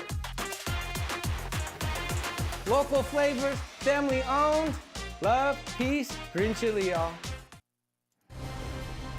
Back here at the half between Colorado Springs and Rio Grande Valley FC. It's 0-0 between the Switchbacks and the Toros. And the crowd here at Widener Field, all ages, anticipating a big second half. Still to come. First things first, it's time to recap the first 45 minutes between these two. 0-0 at the half. And here are the halftime highlights brought to you by Broadmoor Cryotherapy. Sean St. Jacques, Chris Nurse back here with you. We pick it up pretty late, 42nd minute, and it's the Toros on the attack. Yeah, we see Monis trying to be a nuisance to this defense. Does well to win the ball, gets a little bit lucky with the bounce, but the defender does ever so well to stay with the play here and make this block. Thought he did well when he made the recovery run here. You can see top speed, beats Monis to the ball, doesn't get it under control. Lacrosse stays with the play. Fantastic block in the end. And it took both teams a while to get going, which is why we're picking it up in the 42nd minute. Couple minutes later, though, the Switchbacks got an opportunity. Yeah, you can see picking up intelligent positions here, the ability to drive at players, take players on. Chapman here, an inch offside. Referee blew his whistle for this attempt. And in the end, it didn't work out on that occasion for the Switchbacks. And like we talked about throughout the half, as we look at the Broadmoor Cryotherapy first half stats, not a lot to speak of. 3 shots in total between the two teams, just 1 shot on target. And again, it was that Chapman one that was waved off for offside anyway. Yeah, Colorado Switchbacks did a good job towards the end of the first half of getting possession of the ball, trying to have some meaningful possession and create opportunities. But as you can see, there was not really any highlights that we could really dig out in that first half. It was a fairly cagey stalemate event with both teams defensively cancelling each other out. It's going to be interesting to see what Rio Grande Valley throw forward in this second half, because we know that desperate for 3 points. So at some point, they have to go chasing the game. They have to go chasing the ball, which is going to leave them wide open and opportunities for Colorado to get them on the counter-attack. So far, they've been very organized. They've been very disciplined. They haven't been wide open on the counter-attack. But as the game goes on and they have to go chasing the win, they have to go open themselves up and being more offensively expansive. That's when I think Colorado's game plan of catching him on the counter-attack could come into play. Poor giveaway from Christian Herrera, trying to find James Musa, allowed the Toros to get a throw-in high up the field. Didn't amount to anything. As the teams switch sides for the second half, Switchbacks will be attacking the end where their Ultras sit on the right-hand side of your screen. And as the halftime highlights kind of alluded to, not too many big chances, if any, in the first half, really. Defenses ruled the half. We'll see if that carries over. If we'll start to see more attacking opportunities, as you alluded to, Chris. Yeah, and maybe we also see a switch in formation. So far for RGV, it looks like they're playing with just one striker up top, and that's not going to allow them to get tons and tons of goal scoring opportunities. It's going to be interesting to see as the game progresses, you know, if they throw 2 players up top, if then they go more expansive and throw 3 players up top and really try and put this Switchbacks defense under pressure. I expect to see a number of changes in formation and personnel as the game progresses. And we're keeping an eye on the games going on elsewhere. Indy, Miami, Pittsburgh have all won. The Rowdies are leading Loudoun.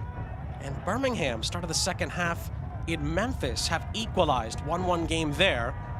And here it is still a 0-0 stalemate, although Lacroix tries to cross it into the middle. Bezas, wearing the captain's armband for the Toros tonight, deals with it defensively. Pinzon holding his head goes down. Referee might stop the play for this. For now, the Switchbacks are allowed to continue on.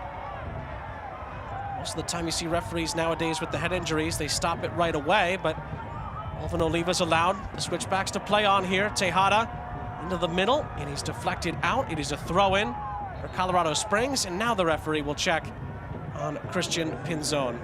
Tejada there trying to create, but phenomenal 1v1 defending there from Ricketts. I think the referee, you're right, the referee did leave it a little bit long to come back and check on Pinzon, given that he did go down with a head injury. Sometimes players do play act, yes, but I think you have to give him the benefit of the doubt in that situation. If he goes down holding his head, get the medical staff onto him as soon as possible. It is an injury stoppage brought to you by Centura Health. And that man, Duke Lacroix, had some big defensive interventions for the Switchbacks in the first half. Not a ton to do for Tyler Derrick and the Toros. Defensively, they were organized. Wilmer Cabrera knew that was going to be a beneficial part of their game tonight. They've done their part so far. We talked about this earlier. The longer it stays 0-0, the more important the first goal of the match is going to be in dictating the outcome tonight. Pinzon is going to come over to this near touchline and get further evaluations. We'll keep an eye on that. Toros will be down to 10 for this throw-in that Lacroix will take on the far side of the pitch.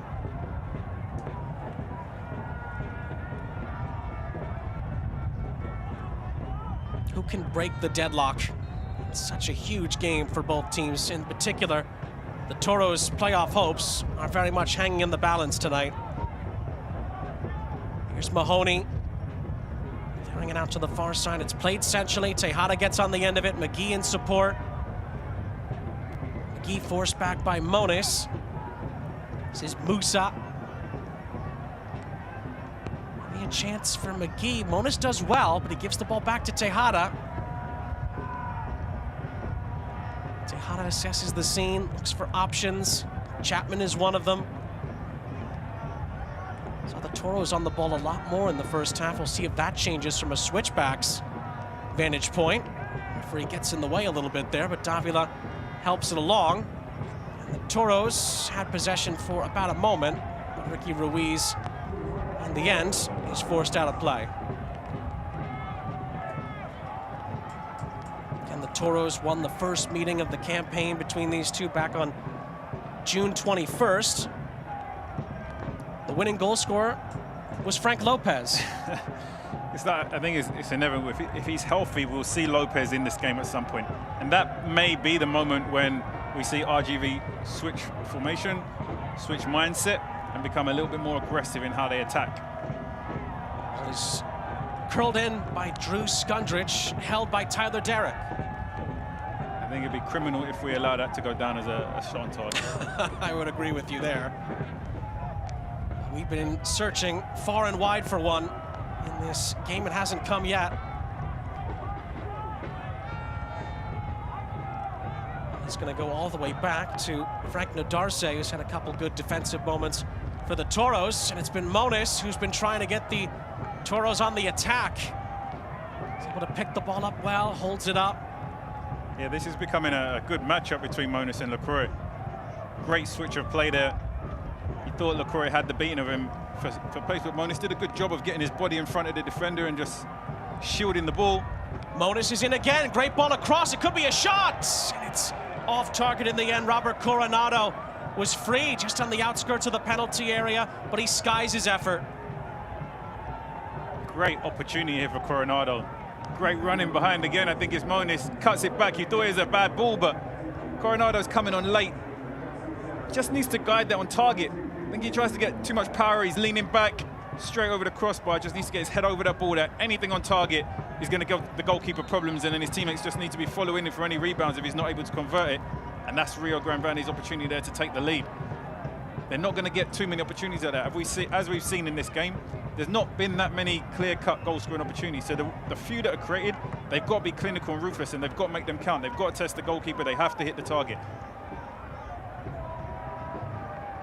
The Toros do have 3 strikers available off the bench. Obviously, the most notable is Frank Lopez, but Juan Galindrez and Cristiano Francois are all available for Wilmer Cabrera.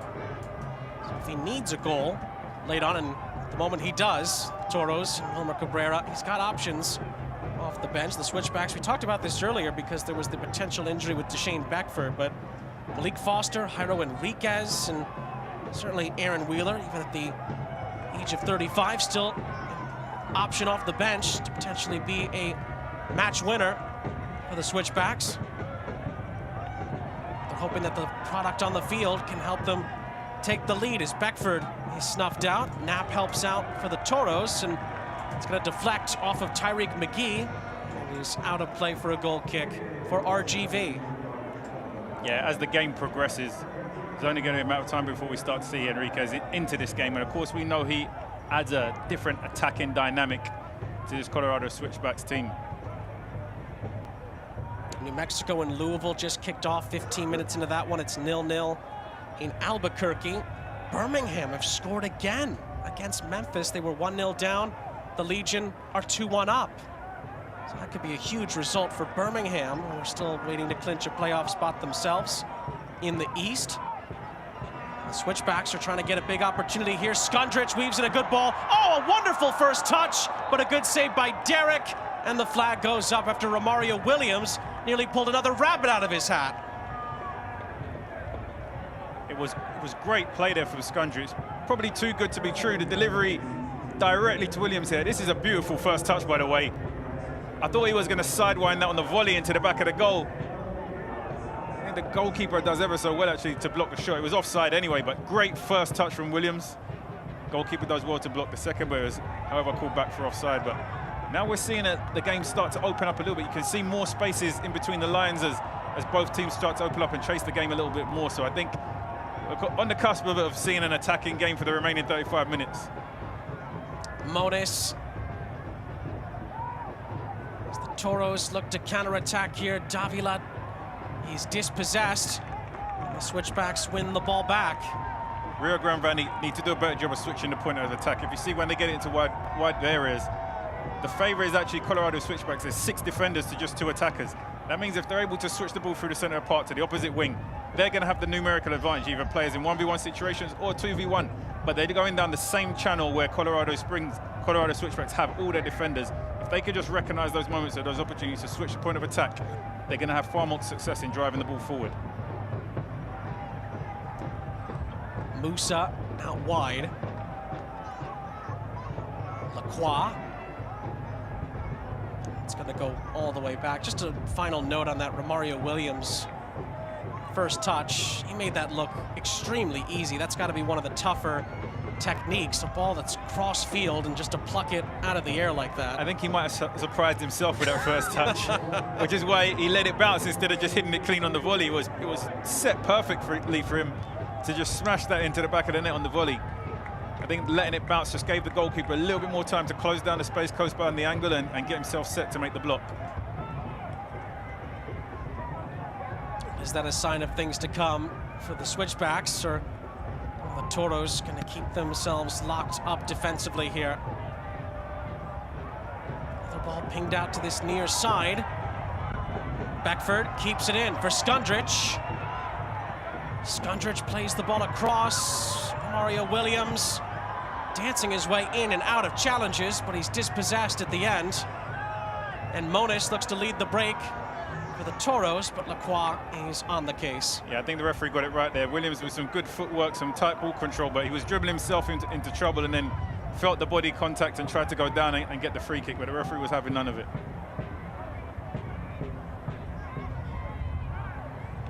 RGV, on the other hand, they won good possession of the ball in that situation, and the counter-attack was on, but they just were not dynamic enough to take advantage of it.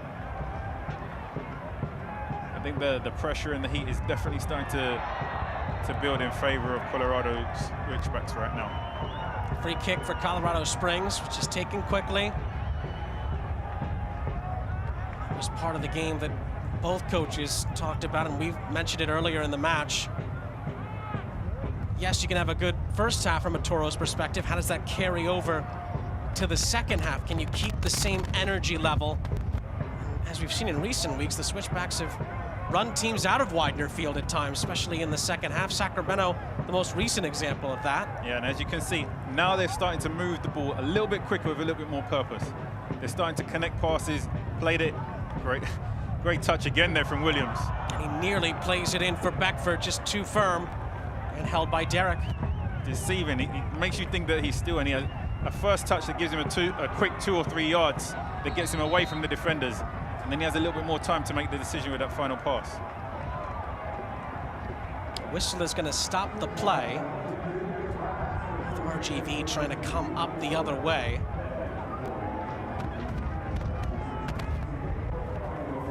Ricky Ruiz spoke to the media this week, said everybody's against us. That adds more motivation on for us. He says everyone's counting us out. No one thinks we have a chance. RGV trying to prove again tonight they not only can keep the chance they still have, but improve on it, pending other results around the league. But they have to win first. Then the believing can really continue. Beckford tried an acrobatic cross into the middle. Tejada nearly gets on the end of it, but couldn't keep it in play. And the Toros get possession back as we approach the hour mark. Stephen Hogan definitely had some strong words of his team at halftime. You can see there's a lot more intent in the passing. There's a lot more pace on the passing. There's a lot more movement. There's just an uptick in energy from Colorado in this second half right now.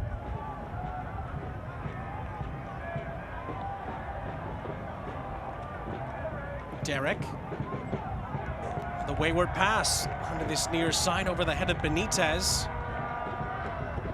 The Switchbacks will get possession back rather cheaply in the end.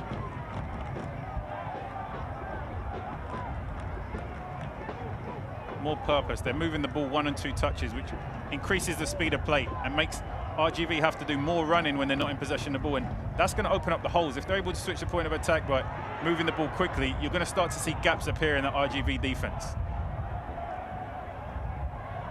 Deflects off of Tejada. Davila able to get the ball out of danger to Cabezas, who's in a little bit of trouble. Finds Pinzon on the far side. Moniz helping out as well. The way this game is played out reminds me of something that Stephen Hogan talked to us about, Chris, when it came to RGV. He said they were, quote, structurally sound. He said obviously Frank Lopez has been great, but they're so clean in the back line, he told us. And he said our transitional moments, taking them as quickly as possible, would be so key to the match. This ball's headed on and headed over by Tejada out of almost nothing. And it goes out for a goal kick. And it brings me back to the fact that these have kind of been the chances that the Switchbacks have been limited to. They haven't had a ton in transition. Yeah, this isn't a bad effort here from Tada at all. He just uses the pace on the ball and just tries to guide it on frame, just inches over the crossbar, but you could see the goalkeeper worried by the way he moved. On the other end, the Toros have been trying to get some moves into the attack. It just hasn't happened as of yet. Half an hour still to play here at Widener Field. And Stephen Hogan also talked about the first meeting against the Toros, and I'm curious if this sounds familiar, Chris. He said, we missed chances against them first time around. He said the heat impacted the game for sure. He said we have to move the ball faster than them, have to make set pieces and restarts count, whether we're attacking or defending. And you could argue that the Toros have checked off a few more of those boxes so far than the Switchbacks have. Yeah, the Toros definitely started the second half throwing. There you can see a needless giveaway there, and confidence and momentum is now strongly in favor of Colorado Switchbacks. McGee, there's the pass out wide. Tejada In behind for Speedy Williams. This could be dangerous. The ball across is deflected. McGee tries to pick it up. His shot is smashed and blocked. Williams had far more time than he imagined when he played that ball with his left foot and cut it back to nobody. He could have taken a touch and driven into the box and then picked his pass. Just lacking a little bit of composure in that final moment. McGee, near side Beckford. Beckford's cross is blocked. Beckford tries again. That looked more like a shot. It's deflected out for a Switchbacks corner. And we said at halftime, we said we expected to see a different Colorado's Switchbacks in the second half, and we're now starting to see everything is with a purpose. It's a lot more forward thinking, there's a lot more tempo, there's a lot more movement, there's a lot more activity. This is a team now that looks more like a playoff team than what we saw in the first half. First half was very pedestrian, very slow, a lack of ideas, a lack of purpose. In the opening 15 minutes of the second half, it's been the complete opposite. Players are getting the ball and driving. There's been shots from distance, there's been shots from close range, a lot more movement and interacting between the teams. McGee will take the corner. It's whipped in dangerously, and the header is just over the top from James Musa. Musa does well here. He's actually moving away from goal and trying to head this back on frame in the other direction. Just unlucky not to be able to guide it down. Heads it over the crossbar, but again, now you're starting to see more chances building up in favor of Colorado Switchbacks, and entering the game there, you have Foster coming for Tejada. It's a William J. Hibble Sports Medicine and Performance Center change. It is Malik Foster, as you said, Chris, that's going to come on, add another dimension to the attack, and Juan Tejada's night is done. Certainly Foster can be another Switchbacks game changer. And that's what the Switchbacks have on their bench. They have players who can come in and impact the team offensively. Foster, you still have Enriquez to come into the game.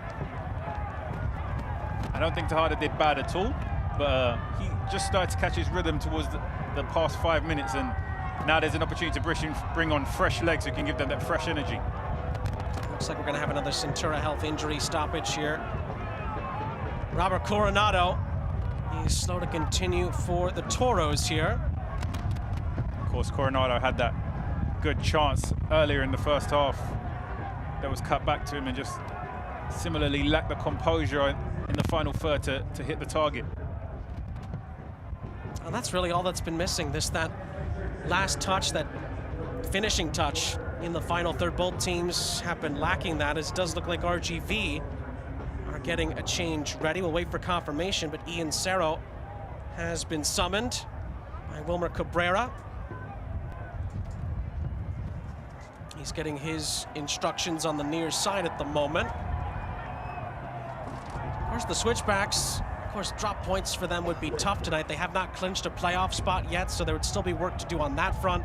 And they'd certainly lose a bit of hope of getting a home playoff game in the first round of the playoffs. But really, as far as the more immediate future, this is about RGV and whether or not they can hang around in the playoff hunt. A draw would be a situation where we'd have to wait and see how the other results were to play out, but that would put them in a precarious position.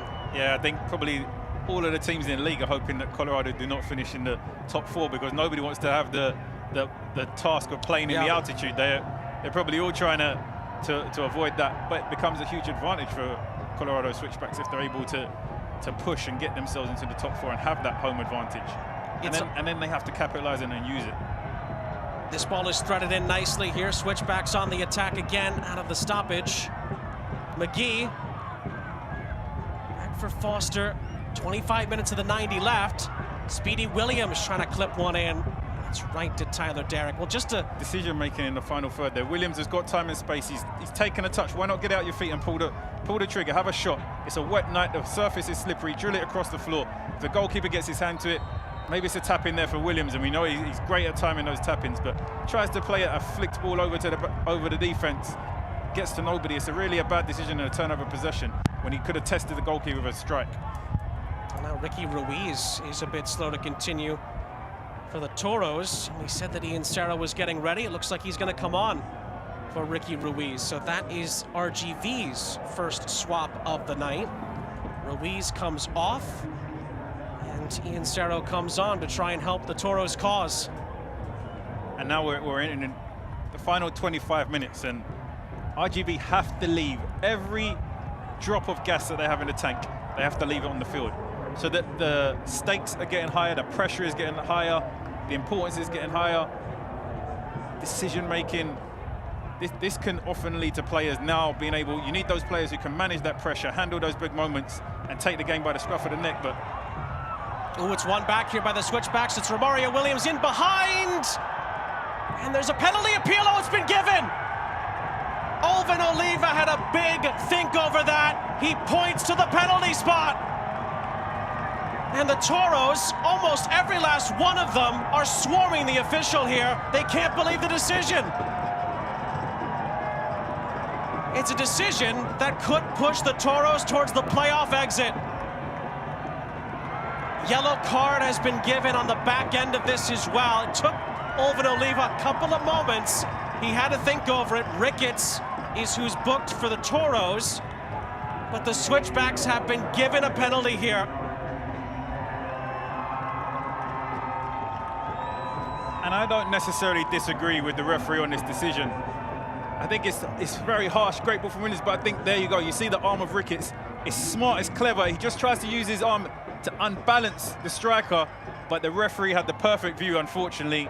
And I think he's given no opportunity with the view that he has, and he sees it, than giving a penalty kick, because it does give a disadvantage to the attacker and a huge advantage to the defender.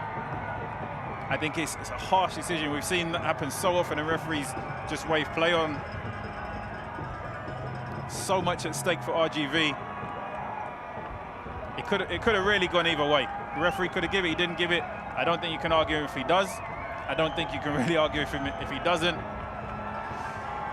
Colorado Switchbacks have a great opportunity to take the lead now and put a dagger into the hearts of RGV. Juan Cabezas was booked as well at the tail end. RGV's playoff hopes may very well be flashing before their eyes here. Romario Williams will take the spot kick for the Switchbacks. Chance to put Colorado Springs on the brink of clinching a playoff spot and potentially put the Toros on the brink of being eliminated from playoff contention. The whistle goes. It's Romario Williams who steps up and scores. The Jamaican just can't stop scoring at the moment for the Switchbacks. It's a mighty swing of the boot from Romario Williams, and it could be a goal that sees the Switchbacks clinch a playoff spot, and it could end the Toros' playoff hopes here at Widener Field tonight. The Switchbacks lead by a goal to nil. We anticipated we'd see Romario Williams dancing at some point. Calmness, composure, picks his spot. The form he's been in this season, you'd put your house on him converting that. Romario Williams again comes up huge for his team. His team leading 14th goal of the season. Widener Field erupts. And the Switchbacks are nearly into the postseason. You could see the relief on the players. You could see that goal meant so much to them. They've been pushing really hard in this second half to get themselves on the score sheet, and it's like a weight's been lifted off their back, and now I anticipate seeing them with a little bit more freedom, a little bit more fluidity, a little bit more confidence in the remaining stages of this game. It's going to be so interesting to see how RGV approach this now, because now they need to score 2 goals. There's no opportunity now to sit back. They have to throw bodies forward, they have to be forward thinking, they have to play forward passes, and they need to create goal scoring opportunities. 4 goals in the last 3 games for Romario Williams, including tonight. And with 20 minutes left, reminds me of something that Wilmer Cabrera said to us earlier this week, and at least to the media. He said so many times when we've come to Colorado Springs, it's been good, but not good enough. Is that going to be the case again tonight?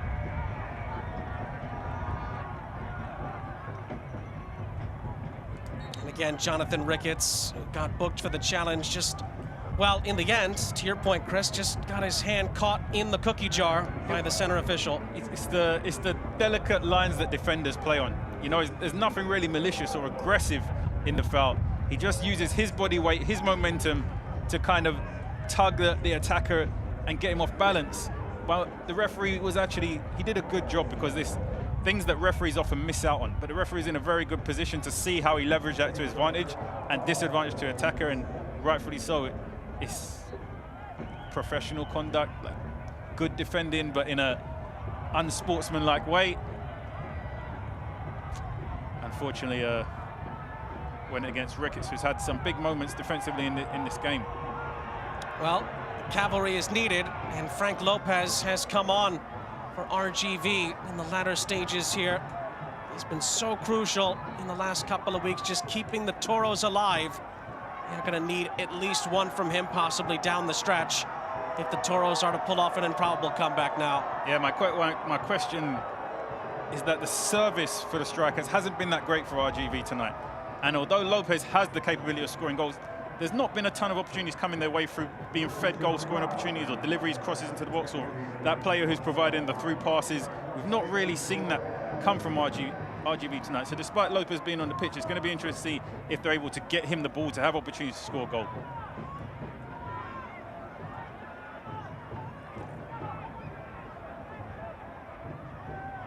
So RGV actually made 2 changes during that sequence. Not only Frank Lopez coming on, but Cristiano Francois has come on as well. 6 goals between them and 6 assists as well. And they are the 2 that will be expected to help lead the comeback charge for the Toros. We're a goal down and potentially seeing their playoff hopes slip away from them here at Widener Field tonight. Francois' first touch is essential for Knapp. We'll see how the Toros do when they come out of their shell here. Davila is pressured and forced back to Cabezas.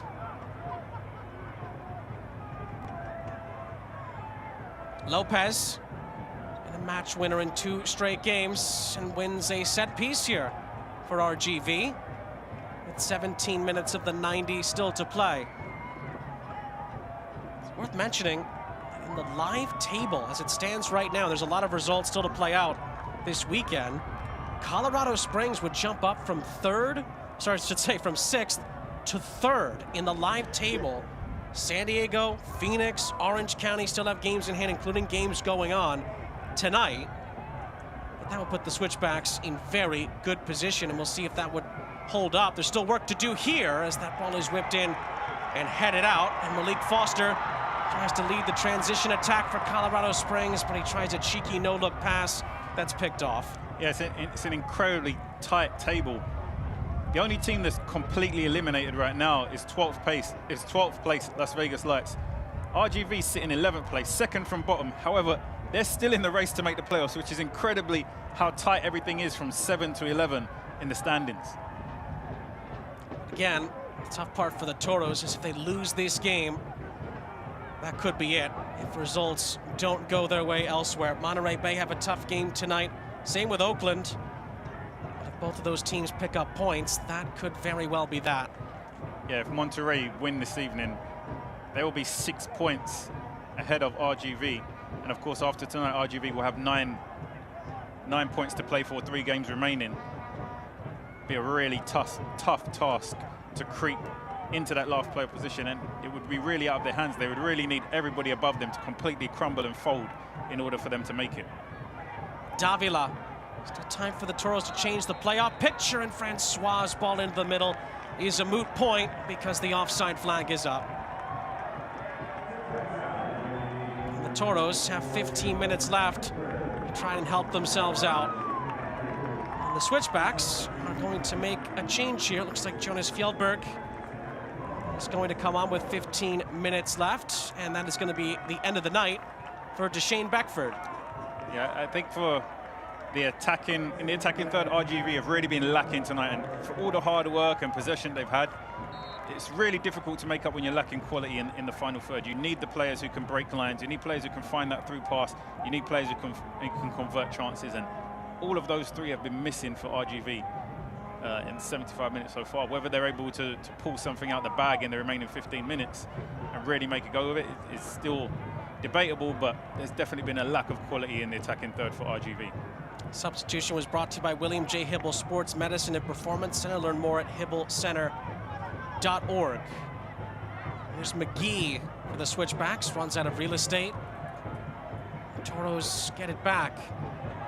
They don't keep it for long. Romario Williams plays in Malik Foster, and Foster doesn't score. Oh, did that go in? I mean, well, Romario Williams is pleading his case. Speedy Williams was on the doorstep on the back end.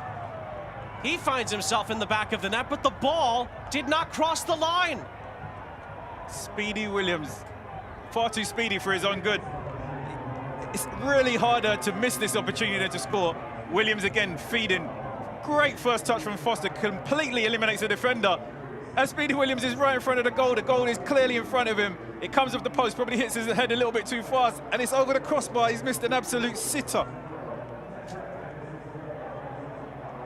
Will that come back to bite Colorado Springs? And they're the opportunities that do.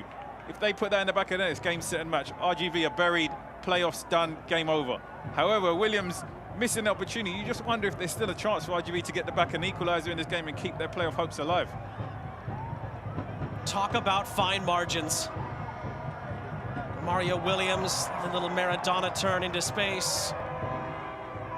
Fjellberg, substitute, gets involved, and Chapman resets. And you can see how the game has opened up in the first half. There wasn't that time and space for Williams to have that first touch and get the ball under control. When the ball was played into him, the lines were so tight for RGV that there was midfielders taking the ball off his feet. Now where things have opened up and they're being a lot more aggressive offensively, there's more space, more time in the attacking third for the attackers for Colorado Switchbacks. Lacroix is essentially for Speedy Williams. Now McGee's turn to run into space here for the Switchbacks, and first time ball in from Foster was dangerous. It's Fjellberg! He's blocked. Looks like it was Cabezas who got his head to that. He stays down for the Toros. It's brave defending. It looks like a yellow card's been shown in the process as well, and a head injury is going to stop the play. Foster's been a great addition in this second half. His directness down the flanks, deliveries, low-driven hard balls into the box, providing opportunities for his teammates. He's provided what was essentially missing in the first half, albeit the game's opened up a lot more. It's not as tight as it was in the first half.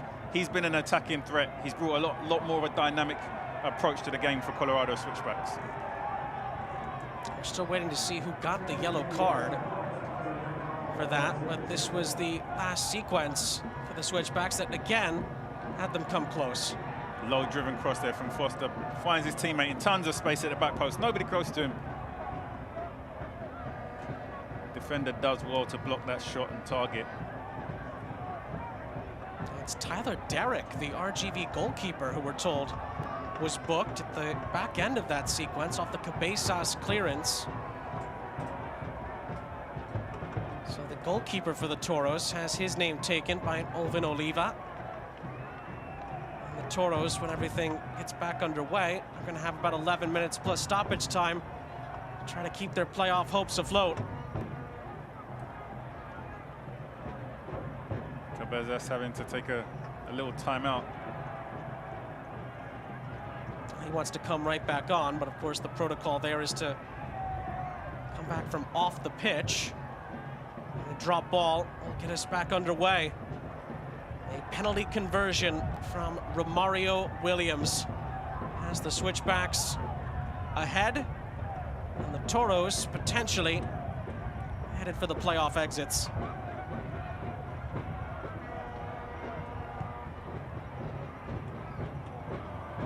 10 minutes plus stoppage time left. That is a wayward pass, looking for Davila. Down the stretch, the Toros cannot afford to give the ball away that cheaply. Yeah, they haven't had the success in possession that they had in the first half, in the second half whatsoever. So when they do have good possession of the ball, they really can't afford to give it back to Colorado Switchbacks so cheap, because you've seen the substitutions that have come into the game. The likes of Foster, Romario Williams has come to light. They're punishing and creating now when they're possession of the game. Possession of the ball, which is something that they didn't have so much in the first half. Ball is cleared upfield. Cabezas is back in. He gets his head to it. Foster, oh, lovely little flick by McGee. This is where the Switchbacks could really start to strut their stuff. And as soon as I say that, Fjellberg not on the same page with Romario Williams, who picks up the pieces. And in the end, Knapp gets a boot in and clears. Pinzon just to lead the break for the Toros, who don't have a ton of players forward, and Lopez can't get on the end of it. It's a good challenge by James Musa. A little bit scrappy from both teams, winning possession of the ball and just turn it over. I think it was Chapman there. Colorado Switchbacks had good possession, and there's 3 players around the ball, and he finds the player in the orange shirt. Just need to settle down and be a little bit more composed in their possession. Francois. It's too far for Pinzon, but Pinzon wins it back and shoots! Oh, it's off the bar! Francois taken down! Referees swarmed here as their penalty appeals from the Toros. And Francois stays down. 4 or 5 players had their arms raised to the sky. I think another yellow card has come out. And you wonder if that first chance crossed the touchline. It's a great strike. I think it's Pinzon who wins the ball from, again, a needless giveaway from Colorado Switchbacks. A great strike, completely beat the goalkeeper. I'll be interested to see if that did cross the line. We will get another look at it as the Toros continue to protest for a penalty. Wins possession of the ball here, Pinzon. Just, oh, I don't think it did cross the line, but fantastic effort there. And then the defensive tackle after has to be absolutely timed to perfection. Oh, and it's Musa. And it's Musa. It's aggressive, it's high, but it's a lot of ball. Frank Lopez booked for protesting. It's a yellow card. Sponsored by Diversus Health. It looks like a red card the referee's displaying here. Oh, and you're right. At the end of the day, it looks like a red has come out, and that...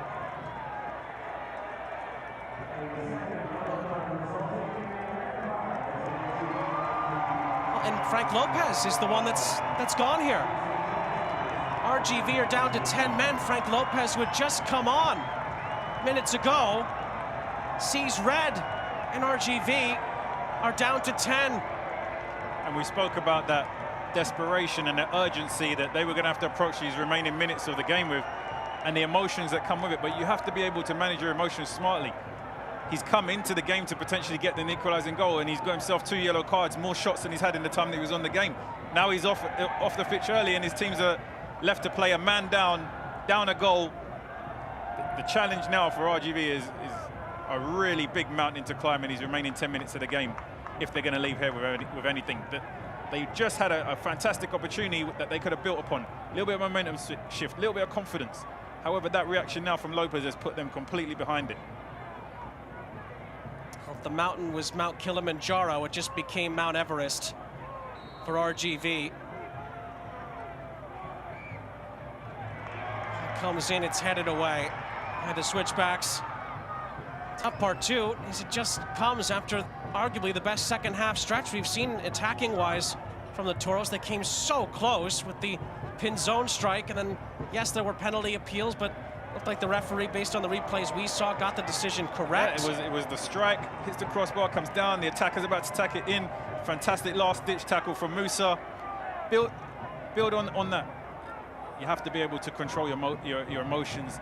Your team needs you in their moments. The team really needs you in their moments, and you have the ability to change the game on their behalf. It happens sometimes, but it's a big moment for Lopez there. And we've been told that Lopez got 2 yellow cards for foul language in quick succession. And that is why RGV are down to 10 men with 5 minutes of the 90 left. And in a game where they realistically need to score 2, that might be too tall for them. But McGee has the Switchbacks moving again. Cabezas' challenge is going to be a free kick for the Toros in the end. McGee penalized, and RGV gets a set piece. You're now seeing how dynamic Colorado Switchbacks can be on the counter-attack. I think the referee's right here. McGee doesn't necessarily have the best touch here. It gets away from him, and he's not going to retain possession of the ball, so he ends up colliding with the defender and giving away a foul. But you can see the danger now. There's a complete switch in urgency when Colorado Switchbacks win the ball from RGV and they switch to attack. Davila.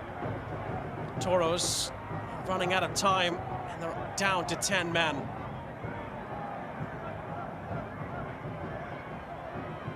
Davila down this near side, looks to find some space for the service. Lovely ball across, and it's Cerro. Tries to shoot, but it's blocked. It's not definitively cleared. Davila gets it back. Pinzon Also tries to find space, but it's won back by Chapman. There's a Switchbacks player behind the play. It's Speedy Williams who's injured, and that will stop the play. RGV just trying to be a little bit too intricate. They're in and around the box. They just need to get that half a yard and get the shot off. If you don't shoot, you never score. They're having good opportunities in and around the edge of the box to create space to get shots off, but players just trying to thread the perfect pass, and unfortunately, Colorado Switchbacks doing a good job of defending and blocking those opportunities. This is a big concern for Stephen Hogan's group. Speedy Williams, who Stephen Hogan has talked to us about in the past being one of the most underrated players in the league. There's, of course, championship pedigree in Speedy Williams' past with Louisville City. He's been with Miami as well on good teams there. He's on another good team here with the Switchbacks. Stephen Hogan says he doesn't always get the credit he deserves league-wide, Speedy Williams, for how good he is week in and week out. Another one of those players that does the dirty work, and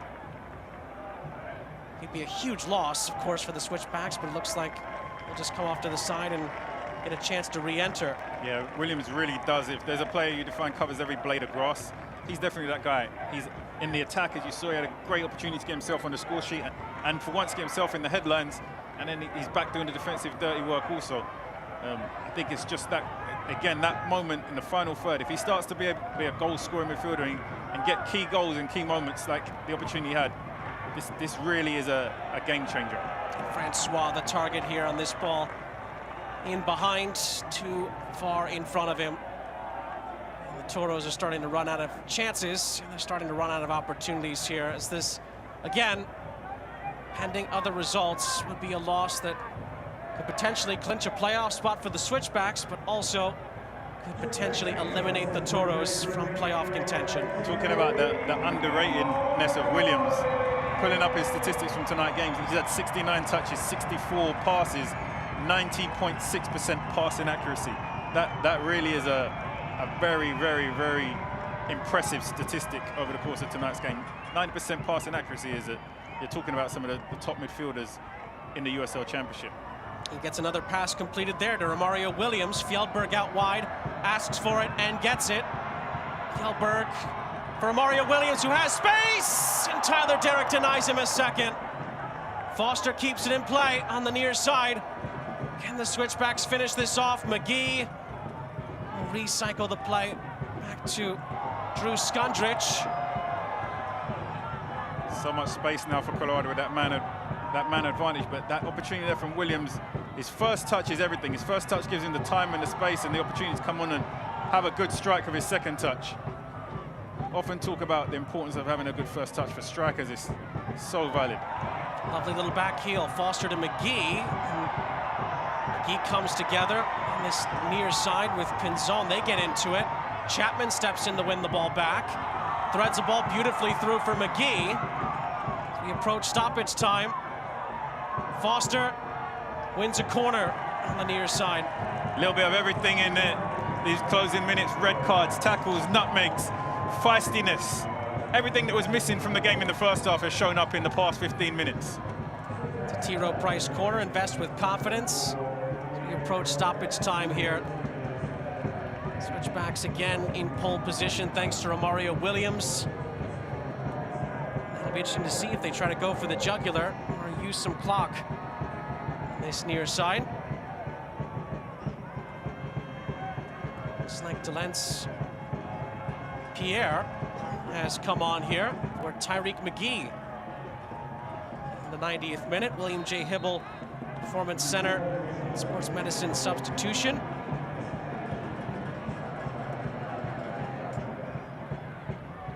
From the corner, Cerro comes out with it. He's fouled. It's a free kick as we're into 8 added minutes. Brought to you by the TikTok Shop. RGV gets a free kick, and it could be 8 minutes left in the Toros' playoff hopes. Don't leave your seats just yet. Still a lot of additional time to play, and the way things are heating up, I think there's still a lot more action remaining in this game. Remember as well, the Toros are down to 10 men. Frank Lopez was sent off for 2 yellow cards in the second half. So the Toros are playing a man light, fighting for their playoff lives. And he got a straight red card for foul language, protesting the possible penalty appeal after the pin zone strike hit off the crossbar earlier in the half. Normally you see dissent just be a yellow card, but clearly Frank Lopez, you would think, we can only assume, his language went over the line.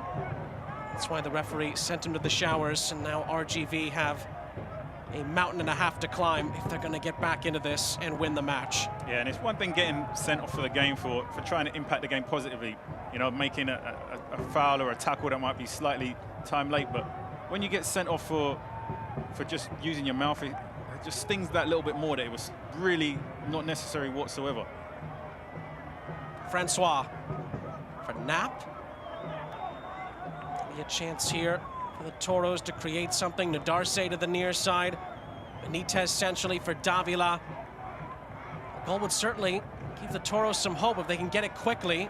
Francois battling with Speedy Williams and with Skundrich. He's tripped over, and it's just outside the penalty area.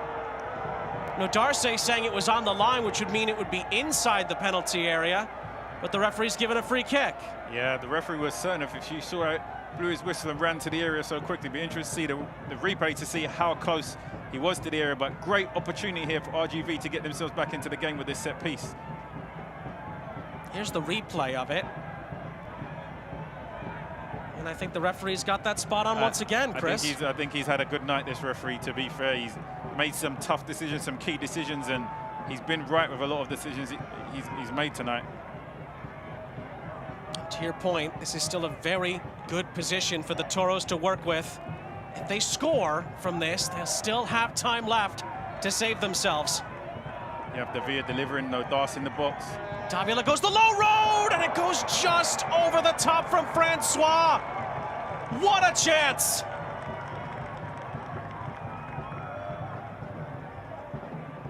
Very interesting to see what part of his body this ball hit, how it ended up over the crossbar. Is less than 3 yards off the goal line. It's a good delivery from Davila, low and hard. And it comes off his shin stroke knee.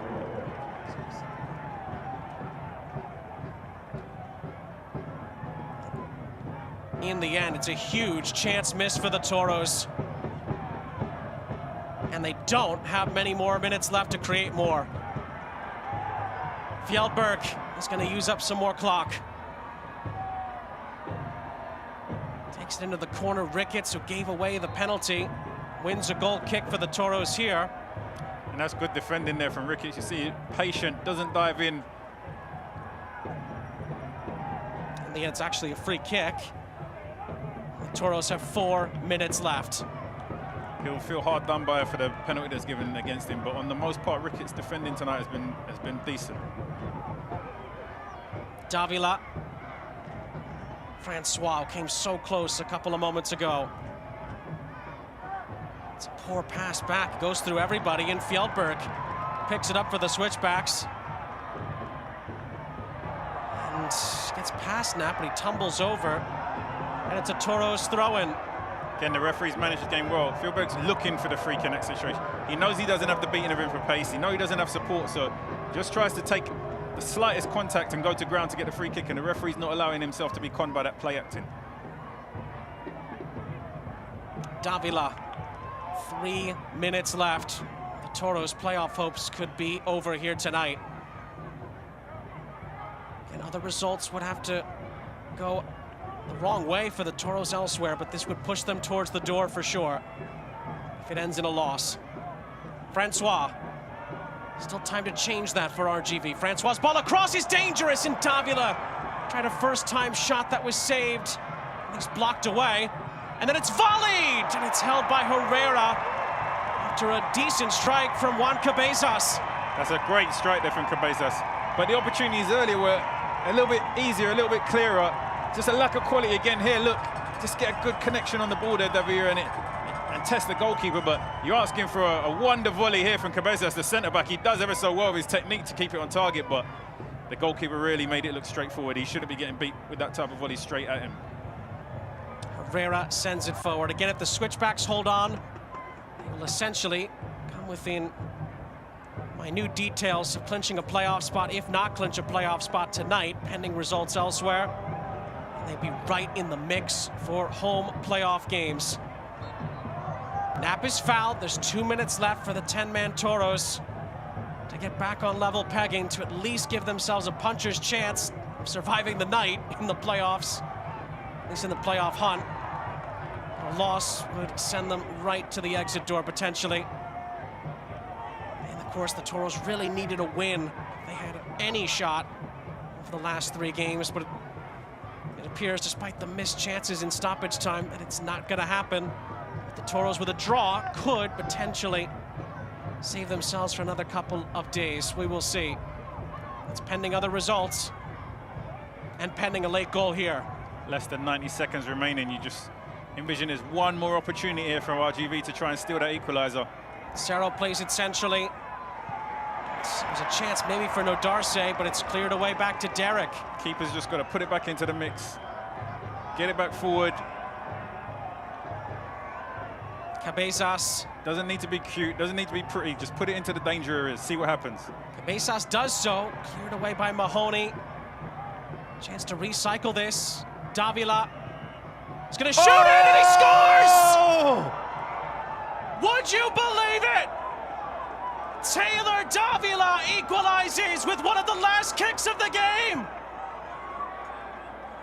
RGV finds some late Widener Field magic. And maybe, just maybe, the Toros could survive in the playoff chase. Just maybe. They needed a moment. Taylor Davila provides that moment. Listen, you have to give Davila credit, because that's no accident whatsoever. If you look at him when he has the ball at his feet, he has a quick glance up to see where the goalkeeper is. Does well to beat the defender. Chapman treading water, blasts it low and hard, catches the goalkeeper wrong-footed, and gets his team a much-needed point to keep them alive in this playoffs race. Davila, we highlighted him before the game as a player to watch. 5 goals, 5 assists this season. Just got himself his 6th in probably the biggest moment of the season for his team. Results still have to go the Toros' way elsewhere, but they may have just given themselves some hope. And the Switchbacks will get one more chance, and Fjellberg misses it. Oh, a chance to snatch it away again at the death. But Fjellberg misses the target, and Widener Field is left stunned at the very bitter end of the match. You can see the faces of the crowd is astonishing. Nobody can believe he's missed this chance. All he needs to do, use the instep of his foot and guide the ball back where it came from. Just leave his ankle sloppy and it just comes off and goes wide of the target, but fantastic opportunity to win the game with the last kick. Just guide the ball back where it came from into the bottom corner, and he's stolen the winning show.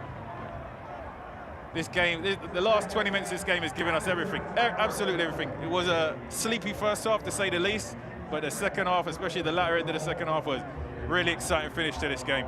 Fjellberg's missed kick is the last kick of the game. An incredible climax to the match. Romario Williams, in the end, is our man of the match tonight, brought to you by the Better Business Bureau. Read verified customer reviews and check business ratings at bbb.org. His penalty conversion put the Switchbacks on the verge of 3 points tonight. In the live table, the Switchbacks are in 4th place, but again, results elsewhere could change that by the end of the night. But it was a late Toros moment that sees it finish where the match began. In the end, we look back at the critical moment of the match, brought to you by Centura Health. Of course, more happened after this, but for the Switchbacks, they get this penalty conversion from Romario Williams, which gave them the lead in the second half. But in the end, after this 69th minute penalty conversion, the Switchbacks could not hold on throughout the entire 8 minutes of stoppage time, and it could mean that the Toros survive to live another day in this Western Conference playoff chase. That is pending results elsewhere. But what a tremendous end to the match here. Incredible playoff pushing drama once again in the USL Championship. RGV saves themselves a point at the death. Will they save themselves in the playoff chase? That will be determined at the end of the night. We'll catch our breath and recap this incredible game next. Burgers for the mind, tacos for the heart, and chili for the soul. We're Felipe's 109, home of the taco burger. Local flavors, family owned, love, peace, green chili, y'all. Hi, I'm Scott Kilbury, host of Rocky Mountain Quiz Kids. We have 30 of the best and brightest schools from all across Southern Colorado competing for the top spot. Question is, who will come out on top? Watch Rocky Mountain Quiz Kids Sundays at 6:30, sponsored by the Pikes Peak Library District. At Fox 21, we say we are Southern Colorado, but what does that really mean? It means we bring you the local stories from our towns, our people. With stories that show how you live, work, and play. Plus the stories that impact our communities. We want to tell the stories that are important to you because we are Southern Colorado. Watch Fox 21 local news weekday mornings from 5 to 9 a.m. and weeknights at 5, 6:30, 9, and 10. We are Southern Colorado. Saturday during the summers was our get up and go to Monument Lake fishing. From a little hobby as an 11-year-old kid, it's turned into quite a business. Our stories matter. If they're on the trails, if they're in the woods, if they're anywhere, I can be with them now. Bringing you the most local news. All of the people that are doing this type of agriculture are trying to do a better thing for society. We are Fox 21, and together we are Southern Colorado. Sean St. Jacques, Chris Nurse, back here with you. We have gathered ourselves after that incredible finish to the match here at Widener Field. It ends 1 goal apiece between the Switchbacks and RGV. The Switchbacks get closer to clinching a playoff spot, and the Toros may have saved themselves for at least the night. We will see how the rest of the results play out around the USL Championship. We certainly had fireworks at the end of this one as we look back at the full-time match highlights. Not a lot happened, Chris, in the first 40 minutes, but then some chances started coming at the end of the first half. Yeah, they teased us in the first half by not giving us much action, but the final 20 minutes of the second half, there was tons of action. This was Moniz and Lacroix going toe-to-toe. Lacroix does well to get back goal side of the ball, but doesn't quite win it. However, he stays with the play. Big block to keep Moniz from getting his first shot on target in the game. 67th minute, the big penalty moment here. Beckford dragged down by Ricketts. Yeah, Ricketts. Smart defending. Unfortunately, the referee is in a perfect position to see him just use his hand to take the attacker off of balance, and I think it's the right decision given the penalty kick.